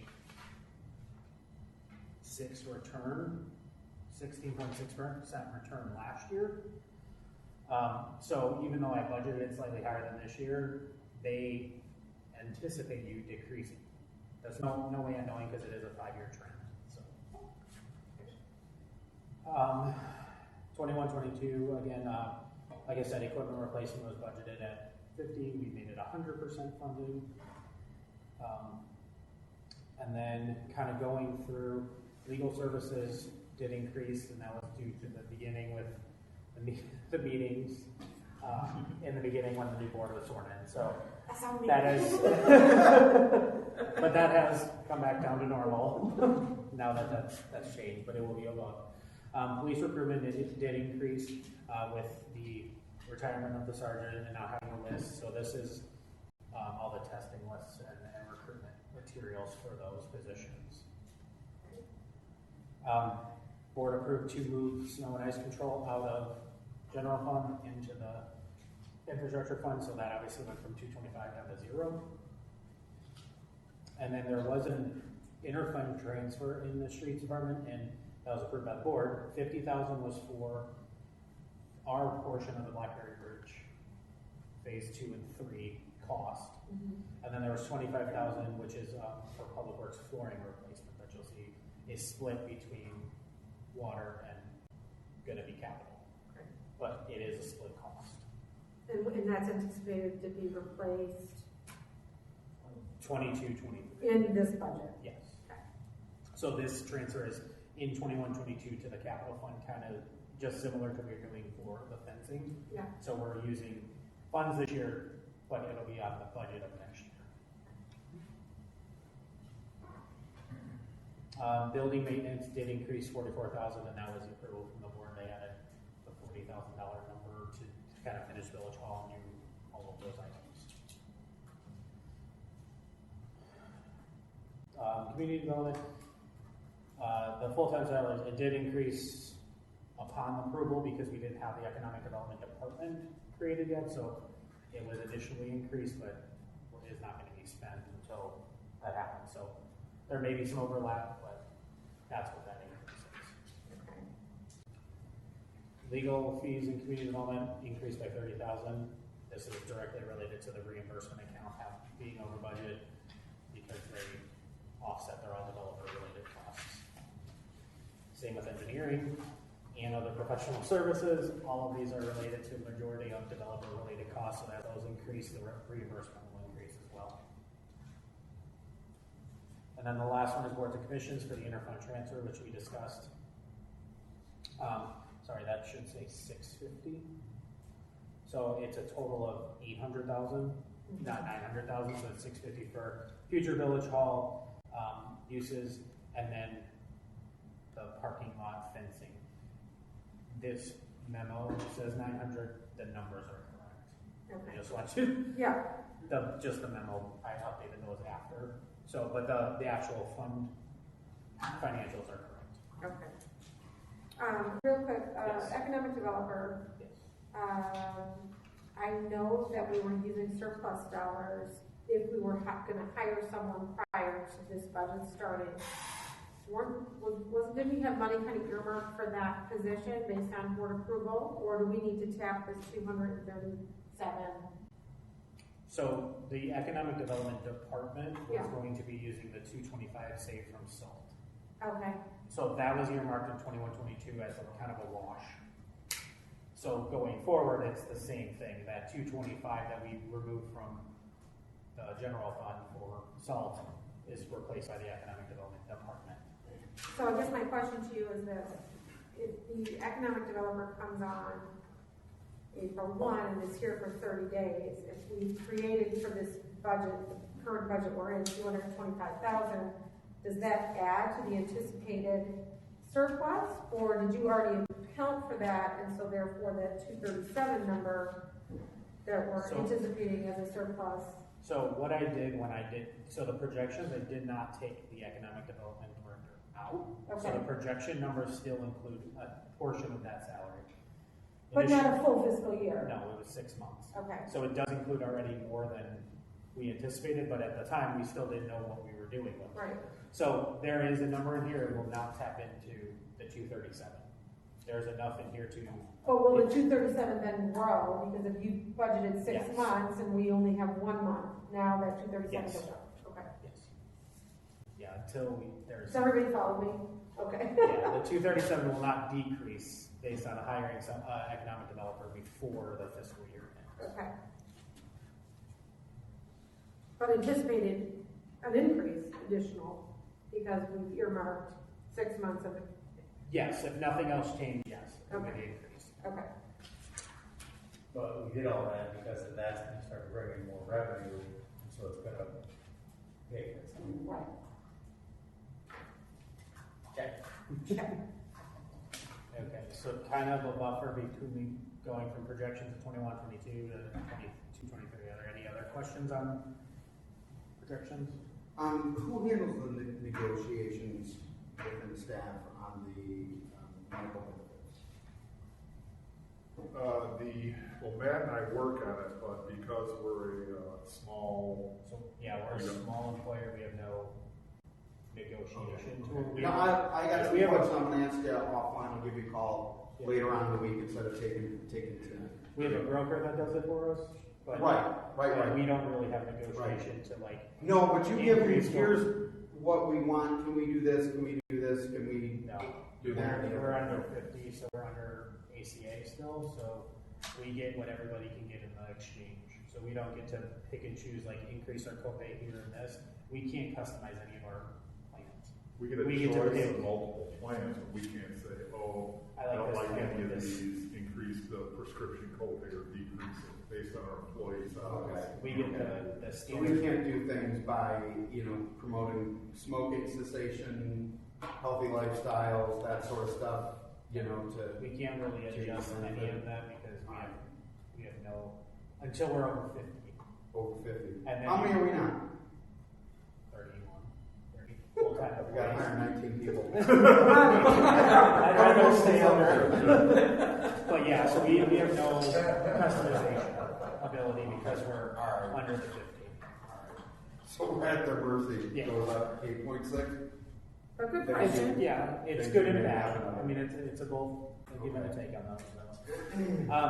I did leave and kind of add to the section on ARPA, same basic information that's been out there, but kind of in addition to what we talked about how we took the standard deduction. So it talks about that because that's why we see the revenue increases in general fund because we took that standard deduction instead of using it in the water fund. So what that does, like little side note, it's today I had to sign up to do the treasury portal for reporting, and it was like signing a life away. I had to actually take a video selfie that they compared to my driver's license and social security.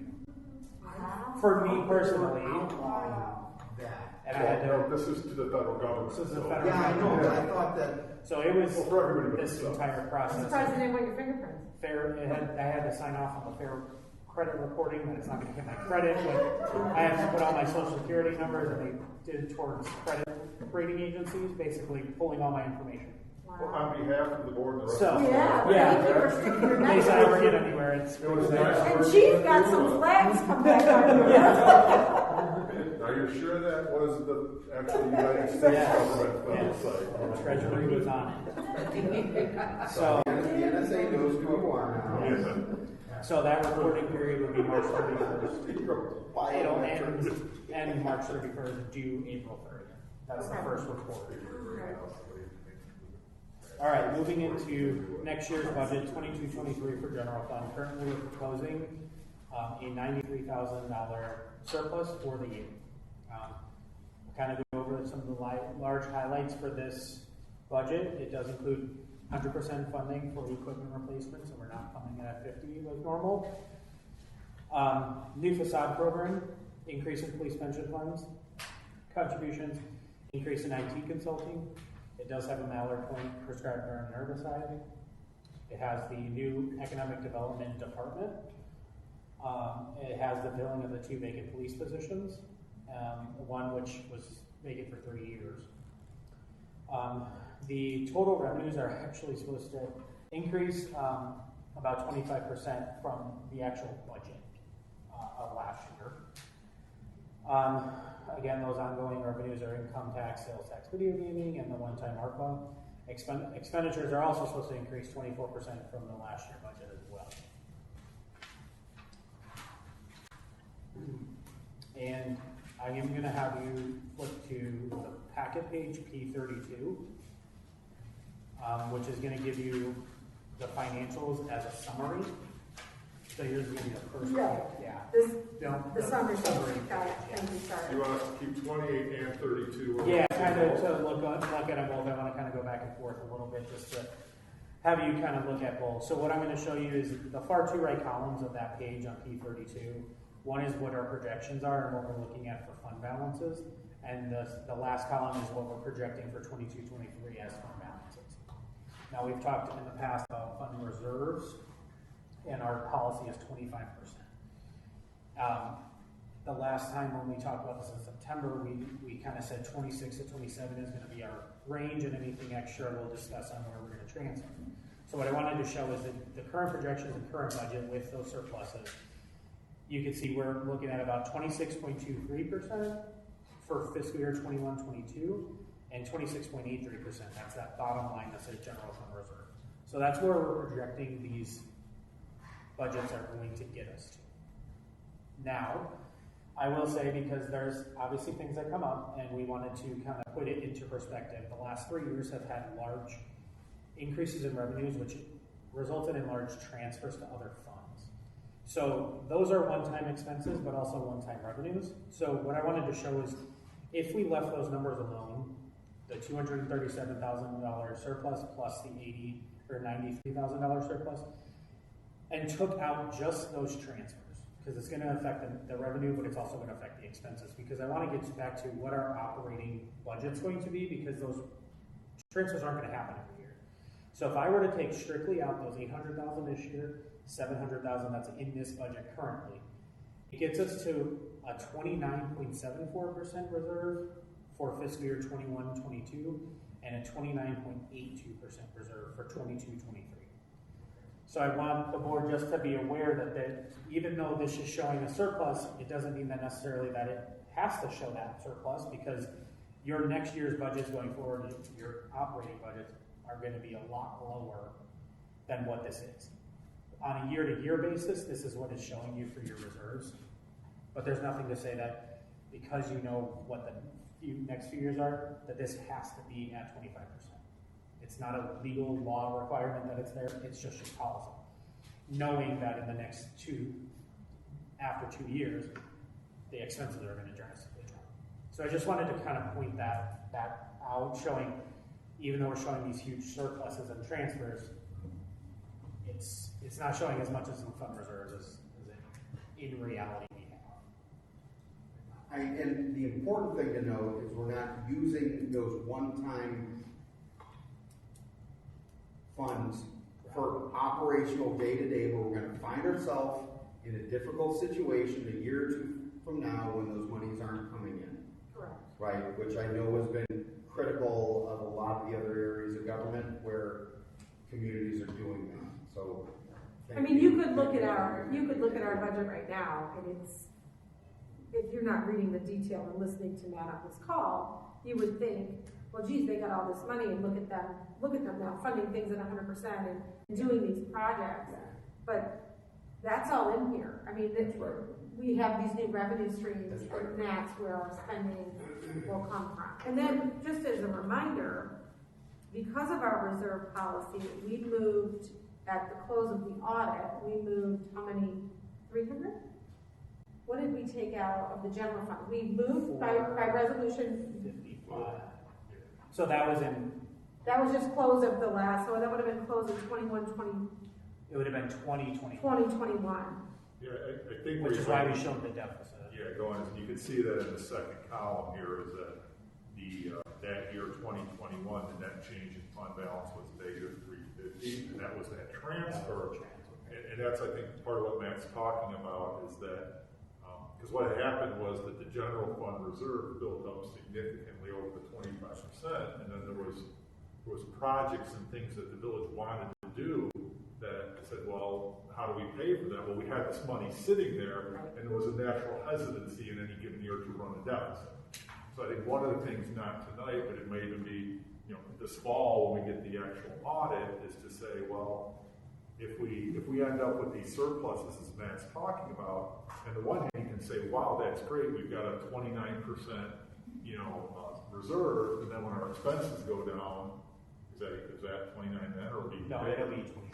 It'll be 29, which you could say is great, but then you can also say, well, based on our policy, we've got a couple $100,000 that we don't really need to keep reserved. We got things we need to do. So I think what you'll be looking at is probably this fall and next year is to say, okay, we want to go ahead and transfer some of that out now, keep a balanced current fiscal year, but if you do that for 1 or 2 years, your reserve may actually go below 25% because the expenses are artificially high right now. And then you would say, the decision would be, well, let's go ahead and do that. It may drop down to 23, I don't know the numbers, but then the following year, it'll be right back up to 25 to 27. As you can see too, from that column, it was at 38.15, which is why we were significantly above the policy, which is why we moved money out so that it could be used toward some other project. So, okay. And just so you know that even these projections that we have right here with surpluses, like I said, include large transfers already. So if the audit comes out and in September we bring to the board, it may be higher than 230 that we can do. The number that I have in here is a conservative number that I feel we can do regardless. And then there's still going to be excess income in September that will be brought back to the board. But this does include $650 just for Village Hall or other uses to the capital fund and the $150. So there are already transfers built in, but then the board will also get more transfer questions come when the audit's completed as well. Good problems. Yes. Yeah, right. Good problems. Hopefully easier to understand when explained on how that works. No, this is very good. Thank you. Okay, so to get to the revenues for 22-23, obviously we're expecting them to increase significantly over last year's budget.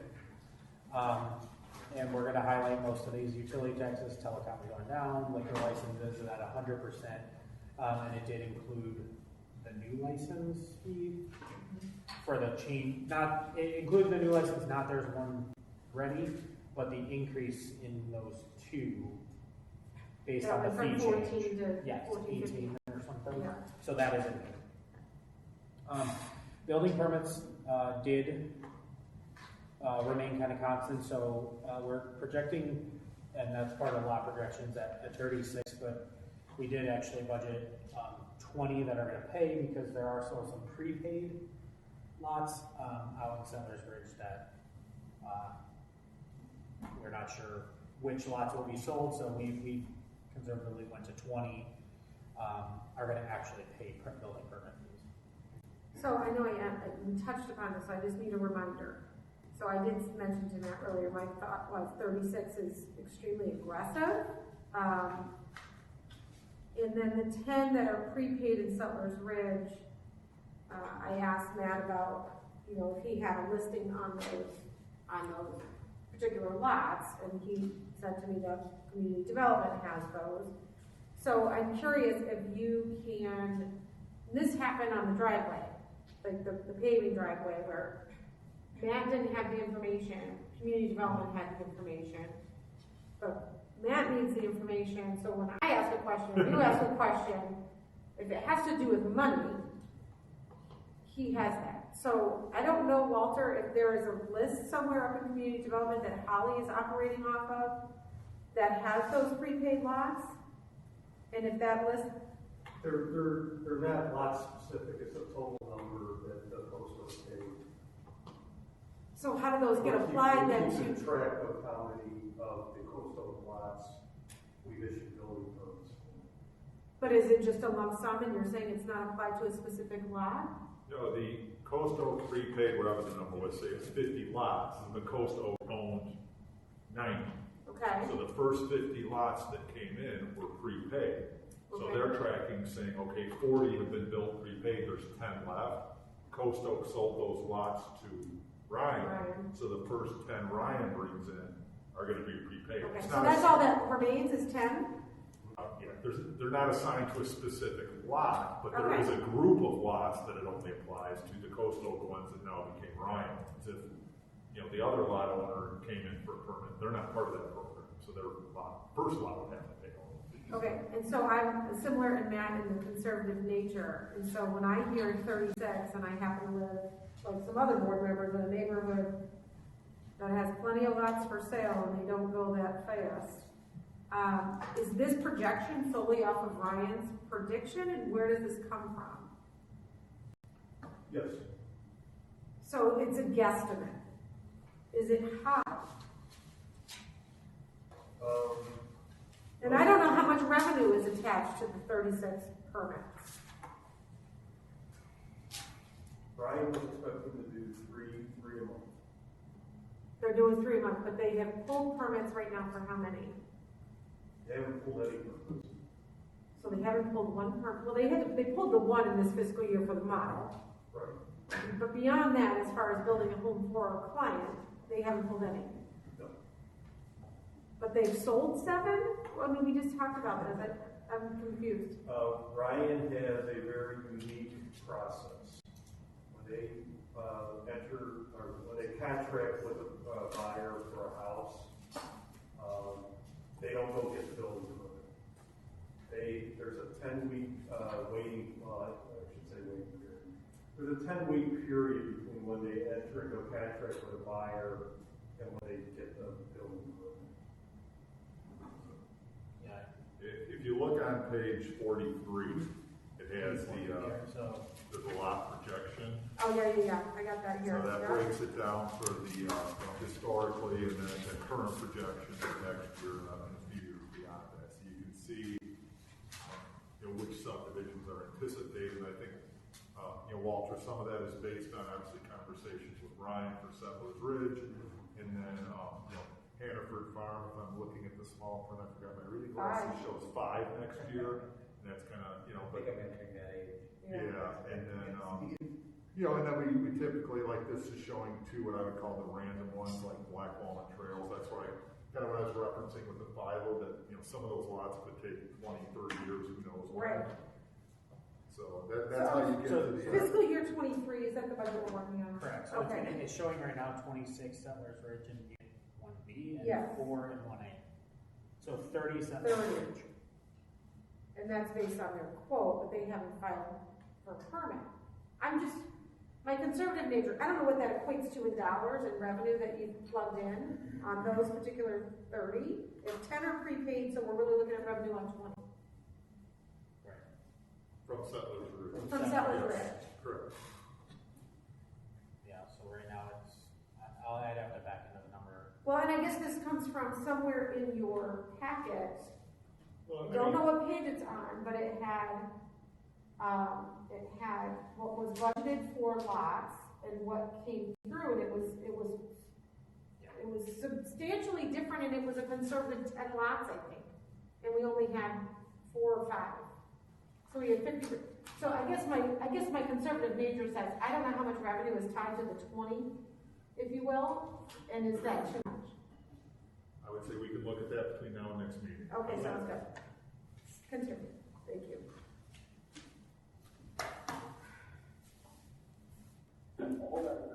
Go ahead.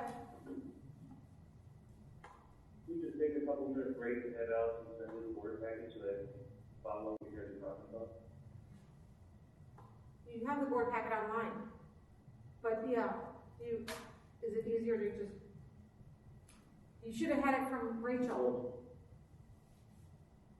Okay, but you guys are referring to pages and Oh, that's, other items that aren't even on the flag yet.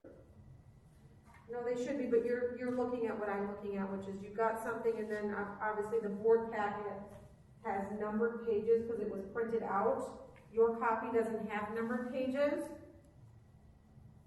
Well, it has numbered pages, but you have, well, you're right, no one has on the report. So the lot projection is it's after the last department. So it's after Department 57's financials, it's the next sheet. So, Jamie, I believe, do you have like, at the bottom center, like pages up through 10. Right? So this is what we're, so yeah, man, how many pages after? It's 10 pages, it's 10 or 11 pages after the end of the memo. All right, I got it here now. Okay. Thank you. Sorry about that, you're right though. It's confusing because the board packet is numbered differently. Chief said it's page 22 online, on the online 22. PDF. Thanks, Chief. So we will review lots versus projections. Thank you. I think you're gonna find that, you're gonna probably start selling a lot more just because of the lack of inventory for home sales. You would think. That only benefits, like, really correctly. Somehow they're building them elsewhere, but in Sugar Grove, they're not full of permits. I'm just. All right. Well, I mean, you can't start a house like this, when you get a permit fee, until you get it. Right. Yeah, especially if you only last 12 months too, right? Doesn't it only last 12 months? So if you pull it too early and the build goes on or something gets delayed, isn't that part of our? Yeah, they're not gonna break ground until. Right, well, not right now, yeah. Okay, Okay, just after building permits, other licensing fees that did slightly increase, that was with the new terminal fee. Income tax, we anticipate an increase of about $205,000. That's an ongoing revenue source that we can use going forward with future budgets. Where are you guys? he's back on page 7. Back on page 7 of the memo. Which item?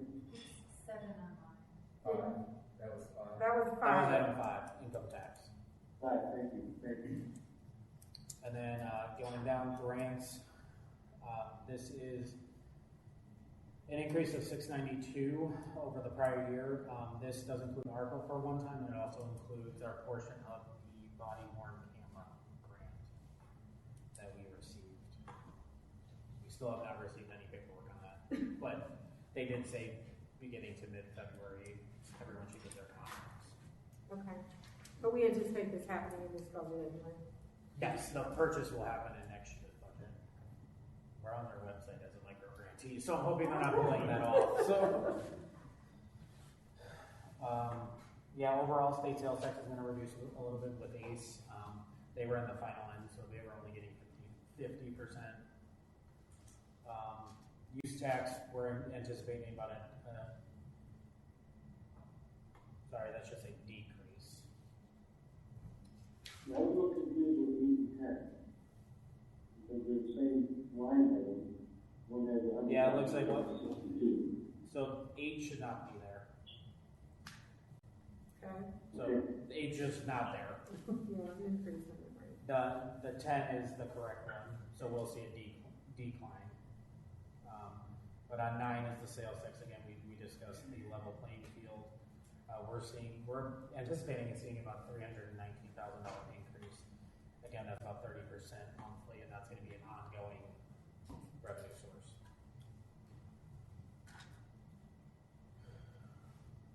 Gaming license, we're increasing about 50% back to normal.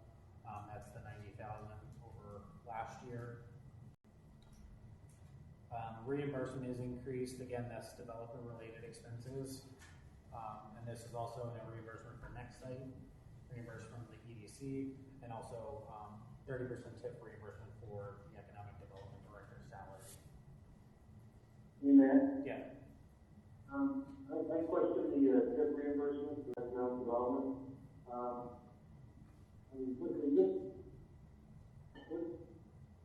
I guess what I'd like to see that at is whatever the highest number you can do is still pass the, SMART test. Which is 30%. So, so the 30% that we got from our tip consultant is kind of 30% is something that will be understandable from the community. They said anything really kind of over that, you would have to have more justification, and not that we couldn't. We had discussions regarding how we could get there, and one of the ideas was taking all of the developable land within the village and what portion of that land is in a TIF and using that as a percentage, and they said that that would work, but we kind of use 30% as the number in preliminary to just get a number in. But we could explore other options if it was something that the board wanted us to do on how we wanted to get there. Yeah, I think, Jamie, the other thing to note is that we included 30% of the salary, where I believe in talking to the PIF consultant, it could really be under that theory 30% of economic development expenses in total. So if you look at the total for the department, it's substantially less than 30% is actually of the effort is what we're including in the budget. And as a side note, yes, we know it qualifies. We know that the economic developer is going to be marketing these properties. I always go back to the optics of it. The optics are a little frightening to say that we're hiring for ourselves and we're using tax dollars from everyone else to pay for this person. So it's a slippery slope is what I would say. And I understand that, yes, it qualifies, but I'm, uneasy on the optics. I don't want anybody to come back and say, well, the only reason you hired an economic developer is because of the TIF district. Well, that's not the case. It qualifies for marketing for the TIF districts, but so I'm certainly not trying to push the envelope there. I don't know how anybody else feels about it. It's an entirely reasonable dialogue. Any organization, you got to justify the hiring. Where's the money coming from? And there's much more creative accounting things that happen in traditional businesses than that, quite frankly. Yes, that's the justification. We got to pay for it in order to be able to sell it, to start collecting the revenue off of it. Period. In my mind, right? And I'll have that discussion all day long. I completely agree, because that's a big portion of why we're at in this position, because it's sitting there. Our intention is to develop it responsibly, and with a professional in that position, we're going to have a better chance of doing that instead of waiting for every single developer that wants to build a warehouse to come in and line up to present building a warehouse. Correct. Okay. Anybody else want to weigh in? Yeah, I don't have to say that's what the consultants is reasonable amount. Okay, yeah, and that number is 37.5. Thank you. Yeah.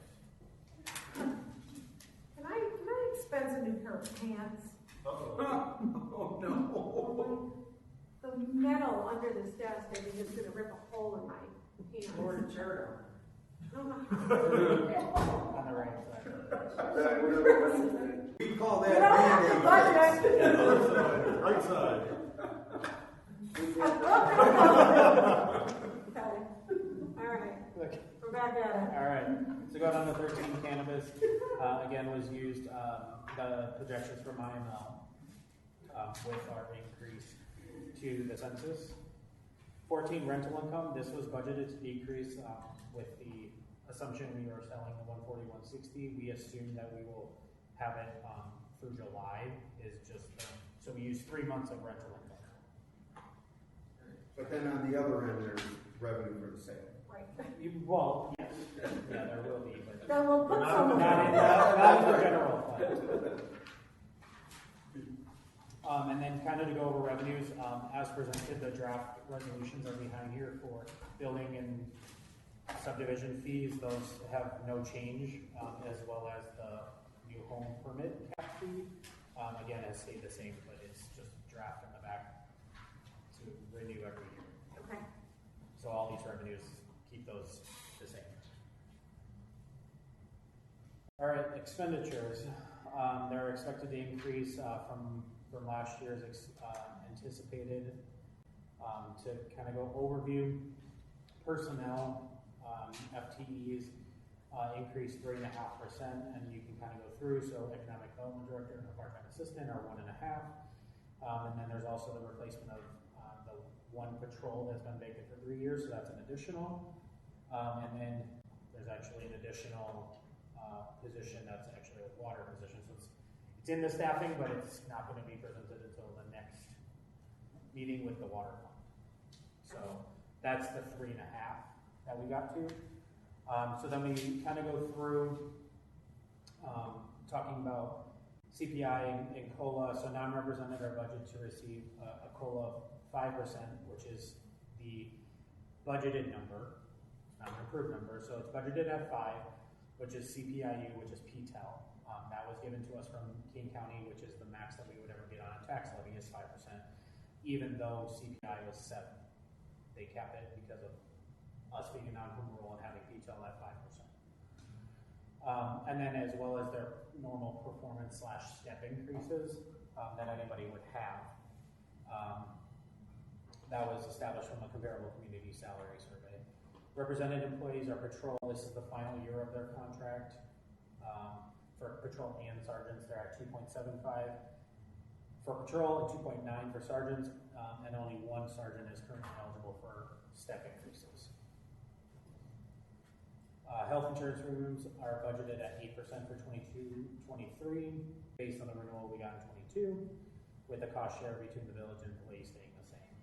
And then to kind of just overview, IMRF for 2022 was 6.56%. We estimated that at 7% for 22-23, but I just got an email yesterday about their return being 16.6%, and they are saying that they're anticipating that it will likely be coming down, but we don't have a number. We won't have a number actually until April is the preliminary. They don't release 23s until November, so it's an estimate for this.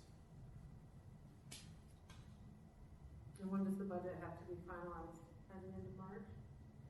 In April. In April. So are you going to adjust that number? If I have it by the time we present it to the board for whenever the board approves, we will. Okay. Getting onto the pension section, non-police pensions basically are through IMRF. Those are currently funded at 106.67%, and that is because all this investment income gets returned back to communities. So your rates, that's what affects your rates, but it also affects your reserves, which is what your funding level's at. Police pensions at 34.19. Again, this is due to young age, high level of current benefits, and then they did reduce that rate of return to 6%. This is all going to eventually change when the consolidation fully happens, so we're not sure where that's going to go. We've made the full mandated contributions. Again, we talked about the projected unit credit, 90%, which is state mandated minimum is 588. But we are going to fund it entry age normal 100% at 675. Vehicles and equipment, these are all looked at and will be presented with the capital budget, but we are funding equipment replacement at 100%. So IS Services and Administration, those were increased by $25,000 for additional consulting fees with the anticipated change in what we currently have for consulting and IT needs. And then legal was increased by about $10,000 just with the increase in development activity and due diligence on our end that are not going to be reimbursable. And then the top of the next page talks about insurance premiums. Our IRMA premiums did decrease by about $16,000 again, which is good. So theirs is a 5-year rolling average. So that means some of our larger claims are starting to fall off a little bit. What we do is we kind of keep that stagnant year to year using that surplus, which was discussed during the 6-month update as well. So that has allowed us to sustain about a $320,000 reserve balance with them, which in total, if we ever needed it for something bad, is 2 full years of insurance premiums for So that keeps going up with interest and investment income that they've continued to add year after year. So we kind of just supplement what we use for the surplus and we replace it with the interest income that they give back. Police salaries, again, patrol 2.75 and sergeants is 2.9. And it also includes the filling of the additional position. Overtime and part-time were balanced to ensure all times were covered, and to adjust for the additional full-time employee that they now will have. Pension is at 100%. This is an increase of about $52,000 from what we're currently funding at. And then specialized supplies does increase by about $43,000. That's due to an additional portable speed sign, purchasing 2 village-owned truck scales for $10,000, and then year one's purchase of the body-worn cameras. Can I ask why we're doing the truck scales? What do we currently do? And I'm only familiar with one officer out of 47. Sure. So currently, the police department rents from is loaned from King County the truck scales, and they have since requested 2 back. So we're purchasing 2 of our own to have because they requested 2 of theirs back. You need 4? How many do we use? We have 4 current. We had 4 currently, and they took 2 back. So they used 4. I mean, you can do it with 2. They use them quite a bit. Hold on, Chief, if you can listen for a second, he's across the room, the Chief was gonna explain, so we'll give him the floor. We could utilize 2, however, it takes longer to weigh the truck, because you have to move the truck and the bridge, and you have to calculate the bridge weight between the 4 tires, or if it's longer for a semi-truck, which has more tires. You have to put each axle on the truck scales, and it's better always to have 4 as you're moving the larger trucks, vehicles forward. So we did lose two of the scales from that were on loan to us from KDOT. So plus they're older and they've been in play here for a long time. It's probably been a nice perk that we've had and the relationship we've had, but they're asking for them back, so we don't want to be underprepared and not have any scales moving forward. So the scales that are in place. Okay. I got it. Thank you. Yep, Heidi, go ahead. With the one-year purchase of village body-worn cameras, I know we talked about the additional cost of storage, raw video, is that covered? So year 1, we don't need that. That'll be in year 2. Okay. So year 1 is actually just buying the body cameras and getting that going. All the storage and everything we've talked with Chief will be in 23-24's budget, as well as the second year of body worn cameras. Because it's kind of a program. It's a 5-year program where It's spread out over 5 years. So it's a upfront cost, and then there's smaller costs over the next 4 years. Alright, so if we don't, do we have somewhere to put the video, or we have the camera, there's no place to put the stored video then, for year 1? We haven't selected a vendor yet, but we are looking at a number and one in general. So it could be cloud-based, and you're correct, there is storage fees that are associated with it. But we believe with the offset of the grant that we're receiving will help us be able to procure it. So yeah, the year 1 for the body cameras is $39,043, and then year 2 goes down to $18,624. Is that for the storage? I'm sorry. No, that's for the actual body camera. The actual, I thought it was That's the quote that 22 you was our sent me. portion. I thought it was 22 was the grant, 22 was our. Correct. So we're paying $39,000 this year, so we're going to get a reimbursement of $19,000 and some change this year, Okay. with the remaining coming in the following year because it's a 3-year grant that it spans. Are you not required to store the footage until 25? No, we're stored right away. Okay. Yeah, I guess that's the question is, does that 5-year price include the cameras and the storage? And the storage. If it doesn't include the storage, is that an additional fee that you have somewhere in the budget right now? According to Chief, no. But if I'm looking at this quote, it says there's 10 gigabyte evidence, a la carte storage, and there's 500 of them. It's like on this quote. So again, So that's. that that's- sounds Overview, like, just I was an gonna overview say, with the yeah, confirm. yeah. Okay, so you'll have a note for that for next meeting. Yes. All right, can I, before you move on, and I don't wanna go too far down the road, I just wanna bring up personnel as it's budgeted. In closed session, we can talk about specific people and personnel. In an open meeting like this, when we're talking about a blanket, COLA that has been applied to the budget, it's been applied village-wide to all employees in this budget, so in the numbers that you're seeing. That is a number based on where CPI is this year. It does not mean that that is what the board deems appropriate, if that's the case.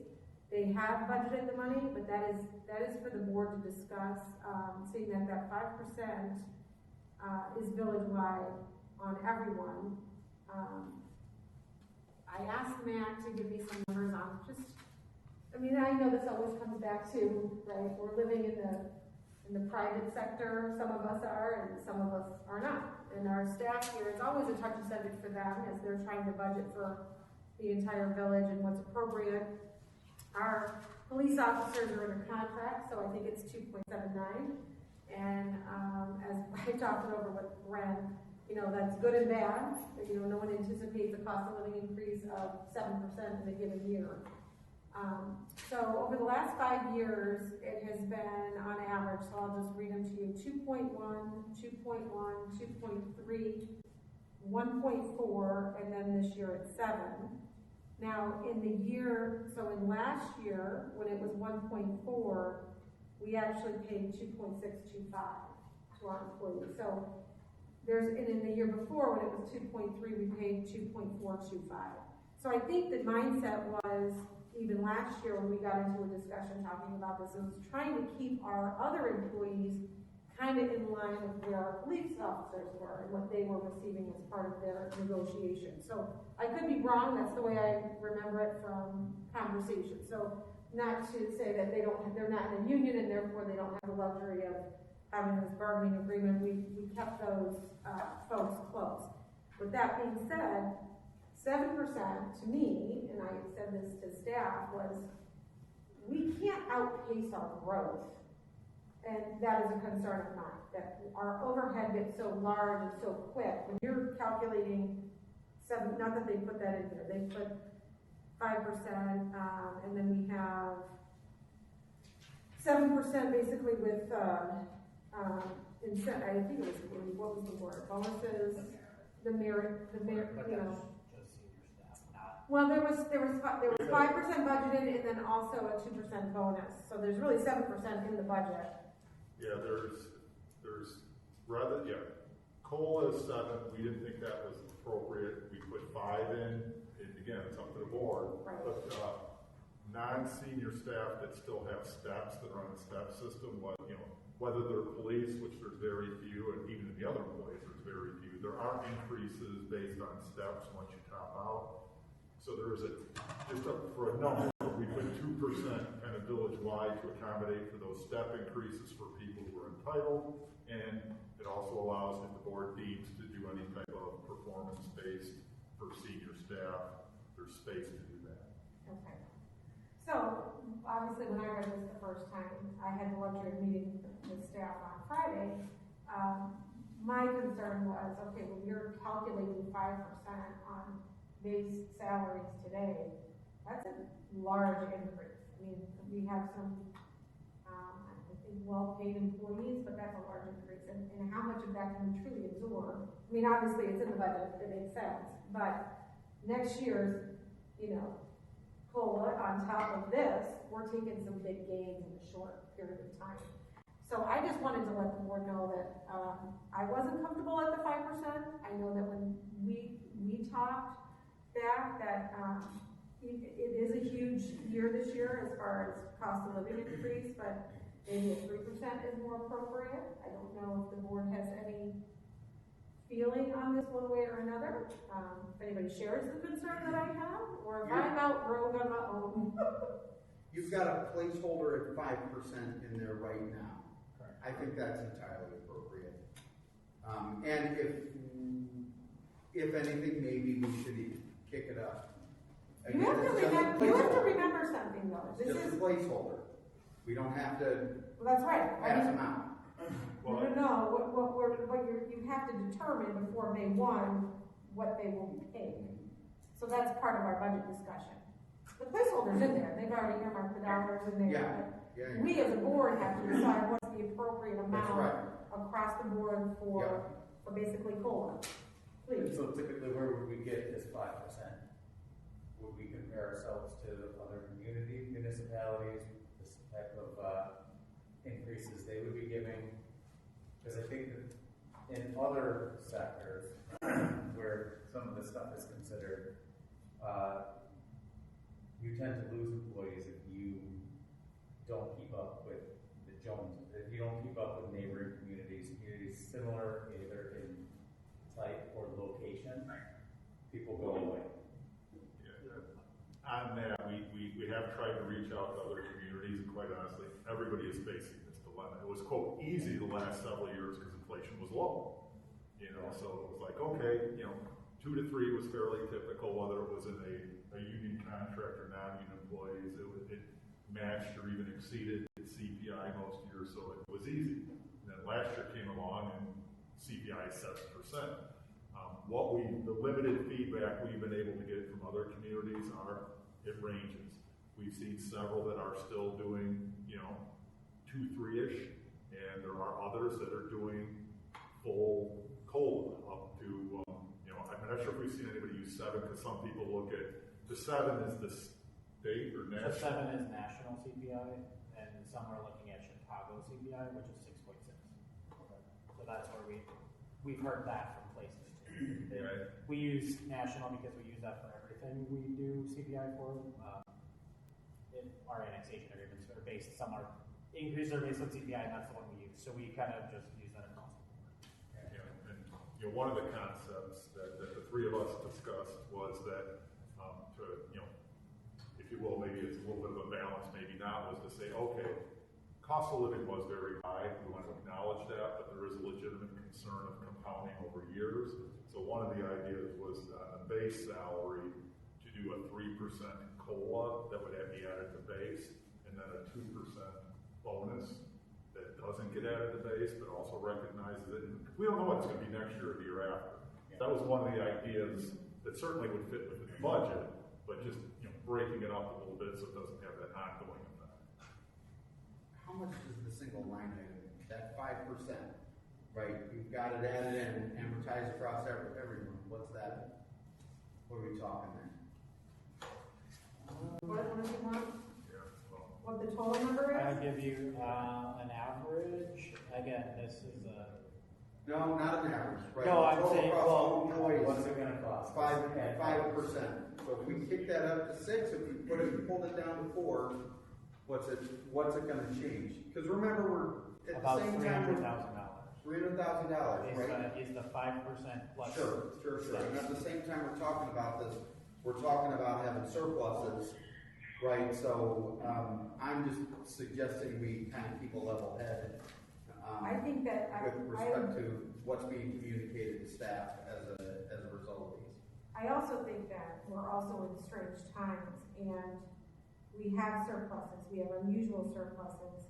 We don't know what the future holds.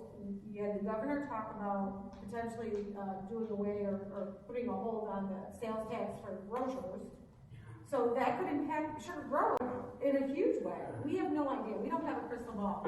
We need to be responsible, and yes, we love our staff. And what does that look like? But what does that look like for our budget moving forward to say, this is a great year, that's great. So we go like this and throw our arms up, and then all of a sudden, we've got all of our employees at the highest paid, and when you sit down and compare our community with another community where we've taken larger COLA steps than other people have, we're getting them there faster, right? They're stepping out. So now my concern is, it's not today in this particular budget, it's compounding that year after year and pricing ourselves out of the market in the sense that we can't afford our phenomenal staff anymore. So that's my concern. I don't know, go ahead. I think with getting our faster. Haven't we talked about that we're also at the bottom end of the curve and we're not there? Like, would we compare ourselves to other communities? Are we more towards here, or are we right about average? No, I would say that it's really position dependent, and a lot of it has to do on tenure. Quite frankly, those of us that have been here a long time, we're right in line. They're moving up, we're moving up. It's people that have been here a shorter period of time. Yeah, it's just like it's a school teacher. You got X amount of years to work your way through.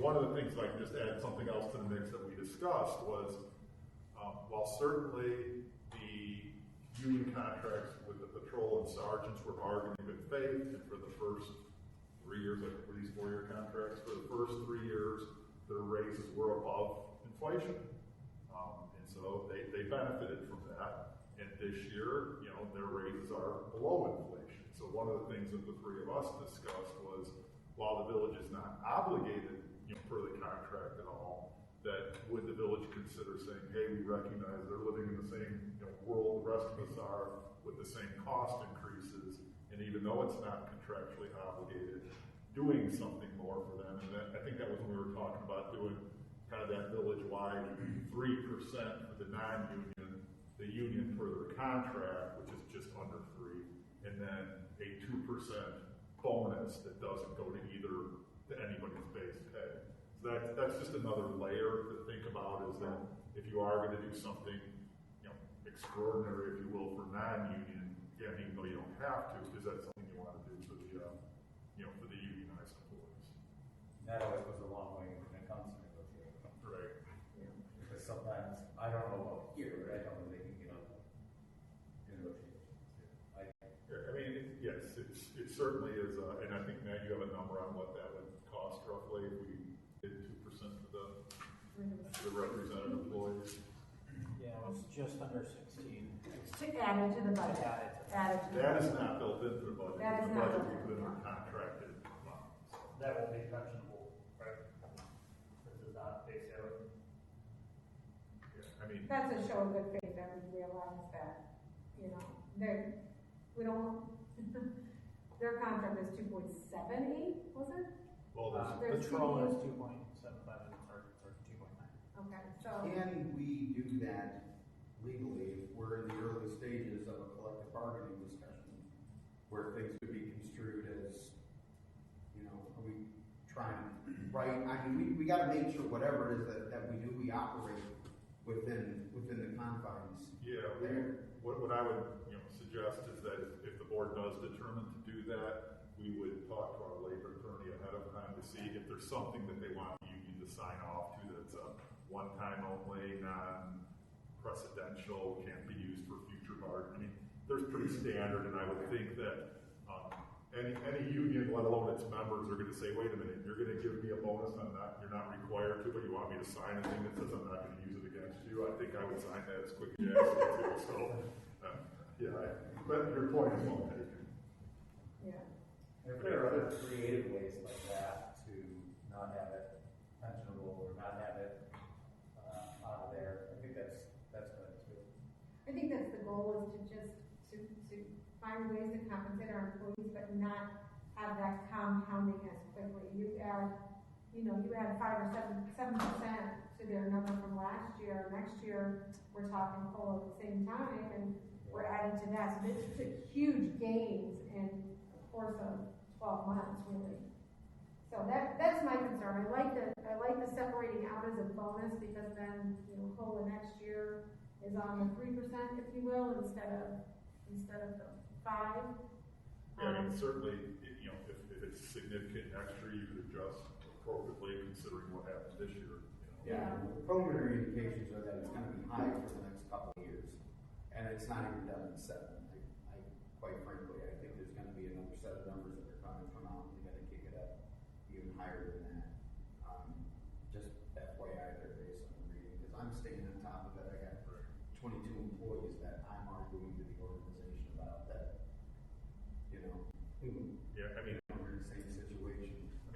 Based on, like I say, it's limited feedback we've had from other communities, but based based on what we have seen, I do think, that 3% base, 2% bonus model would be competitive with what we're seeing other communities are doing, and quite frankly, probably above the median, at least what we're seeing. So I think that would be very well received, doesn't, everything we talked about. And then and obviously the people that are entitled to steps get steps. And then, the senior staff, that's a closed session if you want to look at anybody do, that would be, is presented, that's the across the board from the fewest hour part-time person all the way through.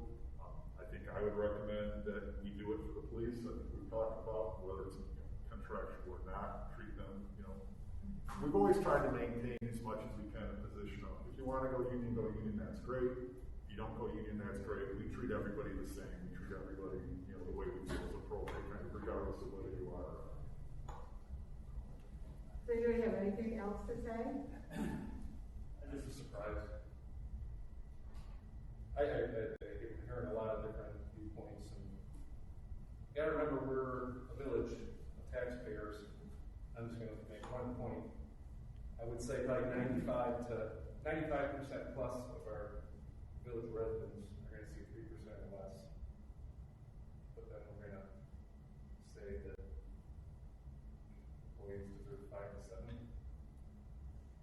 When they aren't generating revenues, profits, it's a cost. So I don't know. I look have to see the history. I know we get ran off the that's focus fine. and all that, but and again, this is not a long-term goal. We don't have to put the goal. But those are huge. They're huge numbers. And regardless if it's, obviously the compounding is huge, but when you say 3 and then plus a 2% bonus instead, well, we're keep setting the precedents, and obviously government, we're in great condition here in Sugar Grove, right? That's how governments keep spending money they don't have. It's broken. Why are we, I can't even believe that we continue to do this. I kind of agree with Ryan on some of this. I mean, just roughly from some of the salaries here that I've looked up and seen, some of the people here, if you do a 7% raise, they're going to be between a $10,000 and $14,000 pay raise in 1 year. That's unacceptable. Paying taxpayers, paying the government employee a raise of $14,000-ish a year. Now, I might be a little bit off on some money, but roughly from what you can find online with public salaries, it's pretty crazy. And I think the 2% bonus would probably be better held for years, compound our interest on it ourselves, and then maybe give somebody an extra % raise later when we're a little bit more fiscally more responsible and have a little bit more money to play with in the long term. That's my thoughts on it. All right, so let me just go back to, so staff knows what more information we need moving forward. So Ryan, what did you want to see? Just for a budget? Just on, you want history on? It would be nice to see the, how many years we have, 7 years, 10 years, but total average. Okay, and then you want to see comparable community, I assume? What's going on, if we can get that information. Okay, history for Sugar Grove. Okay. Jamie, I'm sorry, do you have any thoughts on this at all? Nothing that somebody else hasn't done shared. Okay.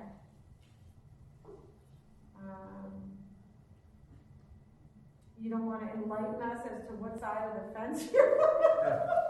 Someone might have shared it, but it'd be interesting to know, was it from the perspective of Ryan or the perspective of Michael Shomas?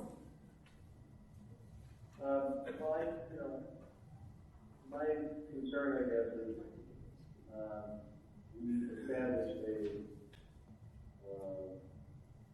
salary, a pay range and a quality of life level for our employees, and when the CPI goes up as much as it did, you know, it's taking a chunk out of that.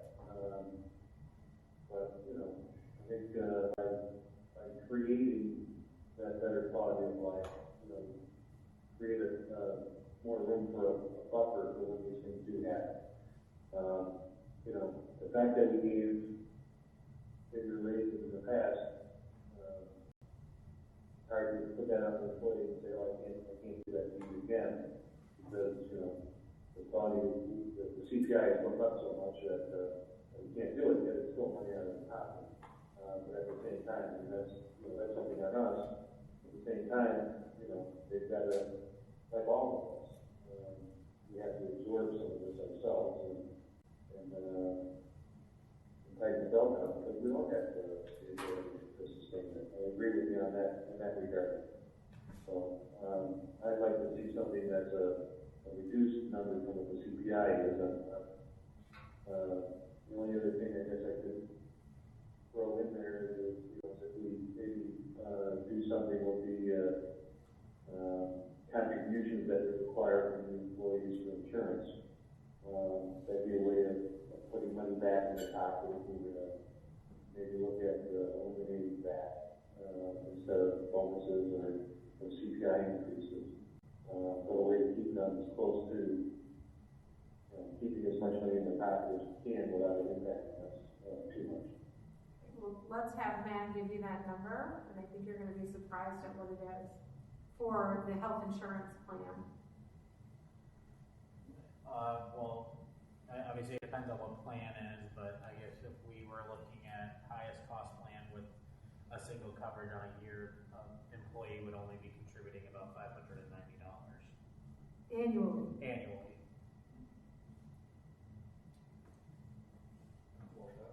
I know, it's insane. He told me the number today. I was like, you're kidding. How do I get a job? Yeah, it's great. I mean, you got that's. I'm suggesting that it's something that can be thrown into the mix. Yeah. So that it's something that's not out of the pocket, and also isn't costing us more as a base. Yeah, I know. Yeah, because it doesn't go toward that compounding, you know, annual salary. So it's a creative thought.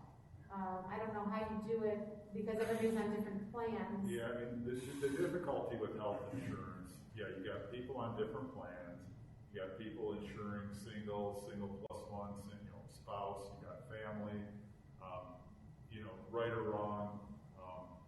I can tell you that when we compare to other communities, our insurance, while it's, you know, excellent, the village pays less than our comparison communities because they have even better insurance than we do here. So while our employees pay less, I think our plans compared to other communities have higher deductibles. At the other side, you know, as you talk about insurance, you got just this, you know, a gazillion different plans. So I think the hard part there would be, like Matt said, the employees don't contribute a whole lot, so there's probably not a lot of room to move there. And I think you know, I think in a lot of ways we're all saying, at least on the first part, the same thing, in that, you know, COLA was 7%, and I don't know that, you know, with the exception possibly of Trustee Schoen, I don't think anybody else is saying that I wasn't suggesting okay. But I mean, I think that no one is saying that it should be 7%, you know, increase to base. And, you know, with the two union contracts both right at under 3%, and if you go back 10 years, basically, if you gave a 3% to non-union employees, you gave the two unions for contractual increase, you're essentially right there. So, I mean, in my mind, you know, a 3% increase on base is absolutely appropriate. You're doing it for the two unions, inflation is 7%. I think anything less than that doesn't make sense. Then the question to me just becomes, okay, it's 3%, you're done, which is certainly fine. Or given that inflation is 7%, do you want to acknowledge that with any additional compensation? And the suggestion would be, if you do, not an increase to base pay, but a one-time bonus. Okay. So, with that being said, we're not going to solve the problem this evening. It's going to take time to think about it, look it over in your packet. Matt will work on some more comparable information and see what other people are doing besides the 7 to 10 year history on, I know I have 5 and I just rattled them off, but maybe go back a little bit. The 5 would be fine. Okay. We actually have 10 because we knew this was going to happen. That we so we compared what 10 years was for contracts, COLAs, CPIs, and then what non-represented got it. And that's where Brent's number came from. Was at the end of 10 year, it was almost identical. And I think that I just want to say for the record, we value all of our employees. This is a hard topic for all of you to bring up to the board to, be compensated at a higher rate because of CPI. It's hard for us because we don't want you to ever think that we don't value you based on a percentage disagreement. So we'll figure this out. We'll think about it. I just have to, and I know you know that, and I hope you feel that you are valued and appreciated, but we have to make sure the numbers make sense and everybody's comfortable with it moving forward. And is it possible to get a list of salaries, no names, but just a list of what people are making salary-wise already?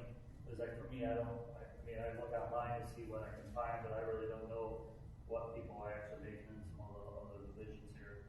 That may weigh a little bit on my feeling on how much of a pay raise certain people should be getting.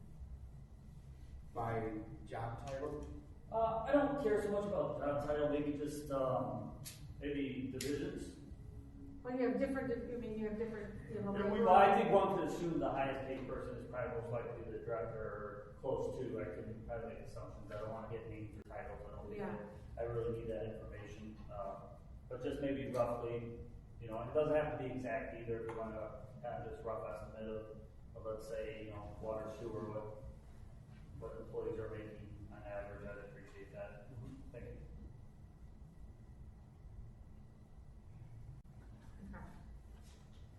Matt, I didn't need to take over where we were. As we discussed. Okay. It needed to be brought up, and it's like the elephant in the room, and anyway. All right. Next topic is the Economic Development Department. So that's going to be on memo page 9 is where we're back at. Here we go. And so that's the newly created department.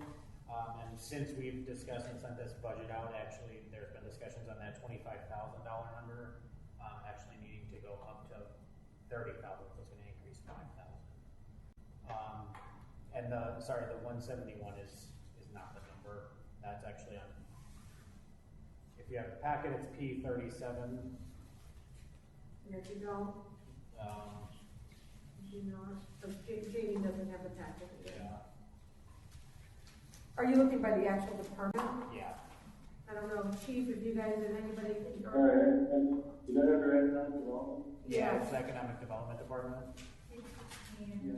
So 16. So with that, so the current budget's actually 207, not the 171. That was like way back. So if we do the $5,000 increase, obviously it goes up to 212, 796 right now. So that's what that department creation was. Again, like I discussed, ice and salt was kind of the replacement of this department, which was at 225. And just so you all know too, that number does not take into effect the 30% out of the TIF that comes in as a revenue. So this is truly the overall expense for that department. Okay. The next is Streets Department for Public Works. First one is other professional services. That did increase about $24,000, and that's for the mallard, 21st scrap burn, and herbicide. That is a 3-year burn and every year herbicide. So the burn portion is $13,350. That's done every 3 years, and then $11,000 for the herbicide, which is annually. So that will be an annual ongoing expense. Repair maintenance for right-of-ways. It does include an additional $5,000 for sidewalk repairs that can be done in-house. That's above what we normally do. And then general equipment did decrease by about $10,000. The mower was replaced last year, so that's not going to be purchased. Traffic control supplies includes $35,000 in expenses to continue the LED streetlight replacement program for ComEd. So that's a combination of $24,000 from the village's energy civic contribution that we get, the $2,000 a month, plus $11,000 that we're anticipating from ComEd for that program. So that's 35. And that shows up in revenue. So the revenue side shows up for the civic contribution and the 11,000. Okay. And that's just like an additional program, so that's not the normal.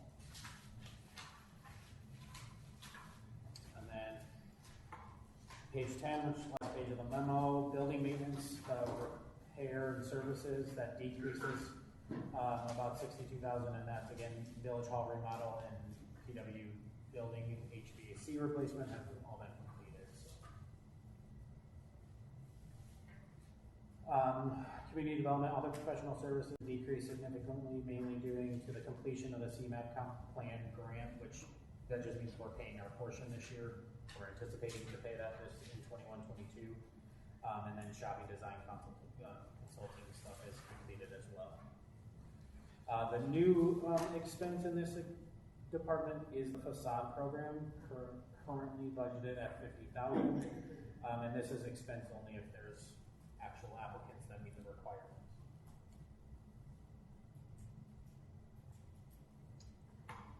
In finance, just one, audit services, we slightly decreased. We're in an off year for our GASB 74, 75, so every other year you don't have to do a full report, so the cost goes down. But we are anticipating a single audit, which we do have an engagement letter from Lauterbach to do because of the amount of grant funds we have received. So if you spend over $750,000 in federal funds in one fiscal year, you have to have a single audit. Last department, boards and commissions, public relations, that's increasing $13,000. That's due to last year there was no corn boil and there was no Greuven in the Grove. So this is including the contribution to Greuven in the Grove and corn boil, and also a new expense for the Main Street holiday decorations. That was at $7,500. And then. Does anybody want to know what that's about? Because I'm happy to share. They let you into public works. I might have had a couple conversations with Brad Burkle, and now we found 7,500. So thought was this, that residents tend to notice certain things. They don't notice that, they're not necessarily scrutinizing their water bill, maybe they are. But you notice when your community feels a certain way, and they used to do it, and it's been a long time, but the thought was that on Main Street near John Shield, they have those actual light poles have electric in them, so concept being, like we did in our neighborhood, by permanent wreaths that Public Works will put up and take down for the holiday season, and then all of Main Street has wreaths up, so it feels a little bit more community-based. It's a small thing, it's a one expense in this budget, but it's obviously then we own these wreaths and we're putting them up and taking them down until maybe they get tattered. Brad, they used to put decorations up and down. How many years has it been since they fell apart? They fell apart. Oh, I mean, after years and years and years, they got to the They point were they put couldn't. up, we started putting them up when we did the Main Street, and we redid all of Main Street. So that was in the late 90s. Well, one of the things, I don't know if you got an answer on this, we talked about it briefly, but was whether, when you buy these commercial wreaths, a lot of times they come with warranties. And so I don't know if you We'll can. investigate that, we just strictly got a budget number. Okay. A bunch of research on. I mean, I think our wreaths for our subdivision have a lifetime warranty and the lights are replaced free of charge. So there's some benefit to buying a commercial wreath versus, I know someone was quoting. That price came from Temple Display, they're a company out of Oswego that specializes in that commercial decoration, like downtown districts and stuff, so. They're local. So I don't know your thoughts, it's in here, I felt like we have to address it because it was something that I was requesting. I don't know how the rest of you feel about it. Are you kicking them under the table? Yeah, I'll give you your facade program and the wreaths if we raise the employee base salary. Oh my God. These numbers aren't top numbers. Exactly. She said we can't afford the. That's what you go facade program and the recently bumpy point but in all sincerity, we're gonna work it all out. I mean, to me, it's short dollars to make this community start feeling like it is. You know, we have things that we're doing around the holiday time. Heidi, I don't know if you have any thoughts about it. No, I think it's actually, I like that idea of the holiday decoration. And It's not, that huge of a cost, but I think it's going to make the community feel a lot more. Do we have to say happy holidays and not Merry Christmas? I know. You say whatever you want to say. But yeah, I think it goes a long way. And the facade program, again, is just that. It still has to be crafted in detail. It's a place card holder, and it doesn't get spent if someone doesn't fall into the parameters, which that will come back in front of the board So anyway. what lights do we have the fixtures on that? They're street poles. They're very commercialized. They're not charming by any stretch. But it's just the ones on Main Street. When they redid the Main Street project, they met the IDOT standard, so it's like an IDOT style aluminum street light pole. Yeah. And there's outlets up top, not at the top, but 3/4 way up where. Yeah. These, You plug in the lights fixtures and and stuff mounted before, yeah. Okay. We don't have any other lights in the community that have I think it's something. fixtures on them?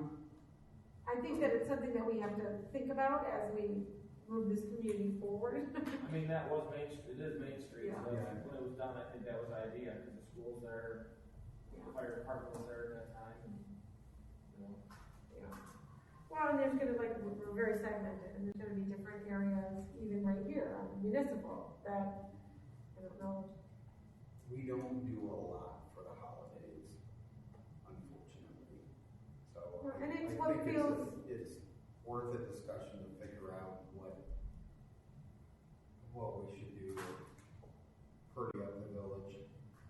And listen, that goes a long way. If you're an investor, you're looking to open a business, it goes along with the facade program. It's the same kind of thing, that this is a place, these people have it figured out, and this is where I want to open my business. So that's my thought. I really do believe that wholeheartedly. I'm not just trying to sell you $7,500 worth of wreaths, but I really do believe that.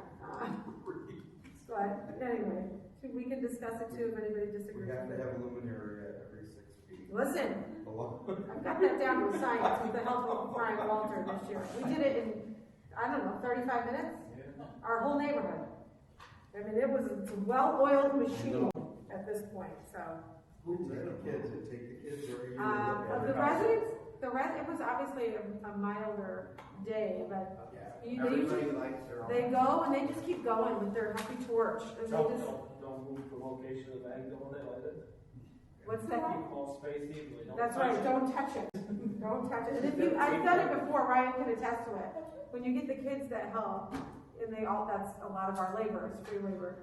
They, child labor, we love that. But they'll put the bags out and they put them, it's a rectangular bag, and I'll come by, and Ryan, I know I said this one time, they put it out like this on the street. So and I'm like, whoa, I stopped my car. What are we doing? The bag has to go the long way. So there is truth, because that's the bigger side that's going to illuminate, not the short side. So anyway, but yes, we've got this. If you want luminaries here in the village, we've got this down to the side. All right, you want to go through every part? Well, you went through it in the report. Anything could jump out at anyone else who went through it all, right? Based on your summary. All right, does anybody find this? Because obviously his summary correlates to every spreadsheet. And as I went through, you put a mark down, and then you have to go back because you even put the account number in his report. So I don't know if there's anything that stood out to you.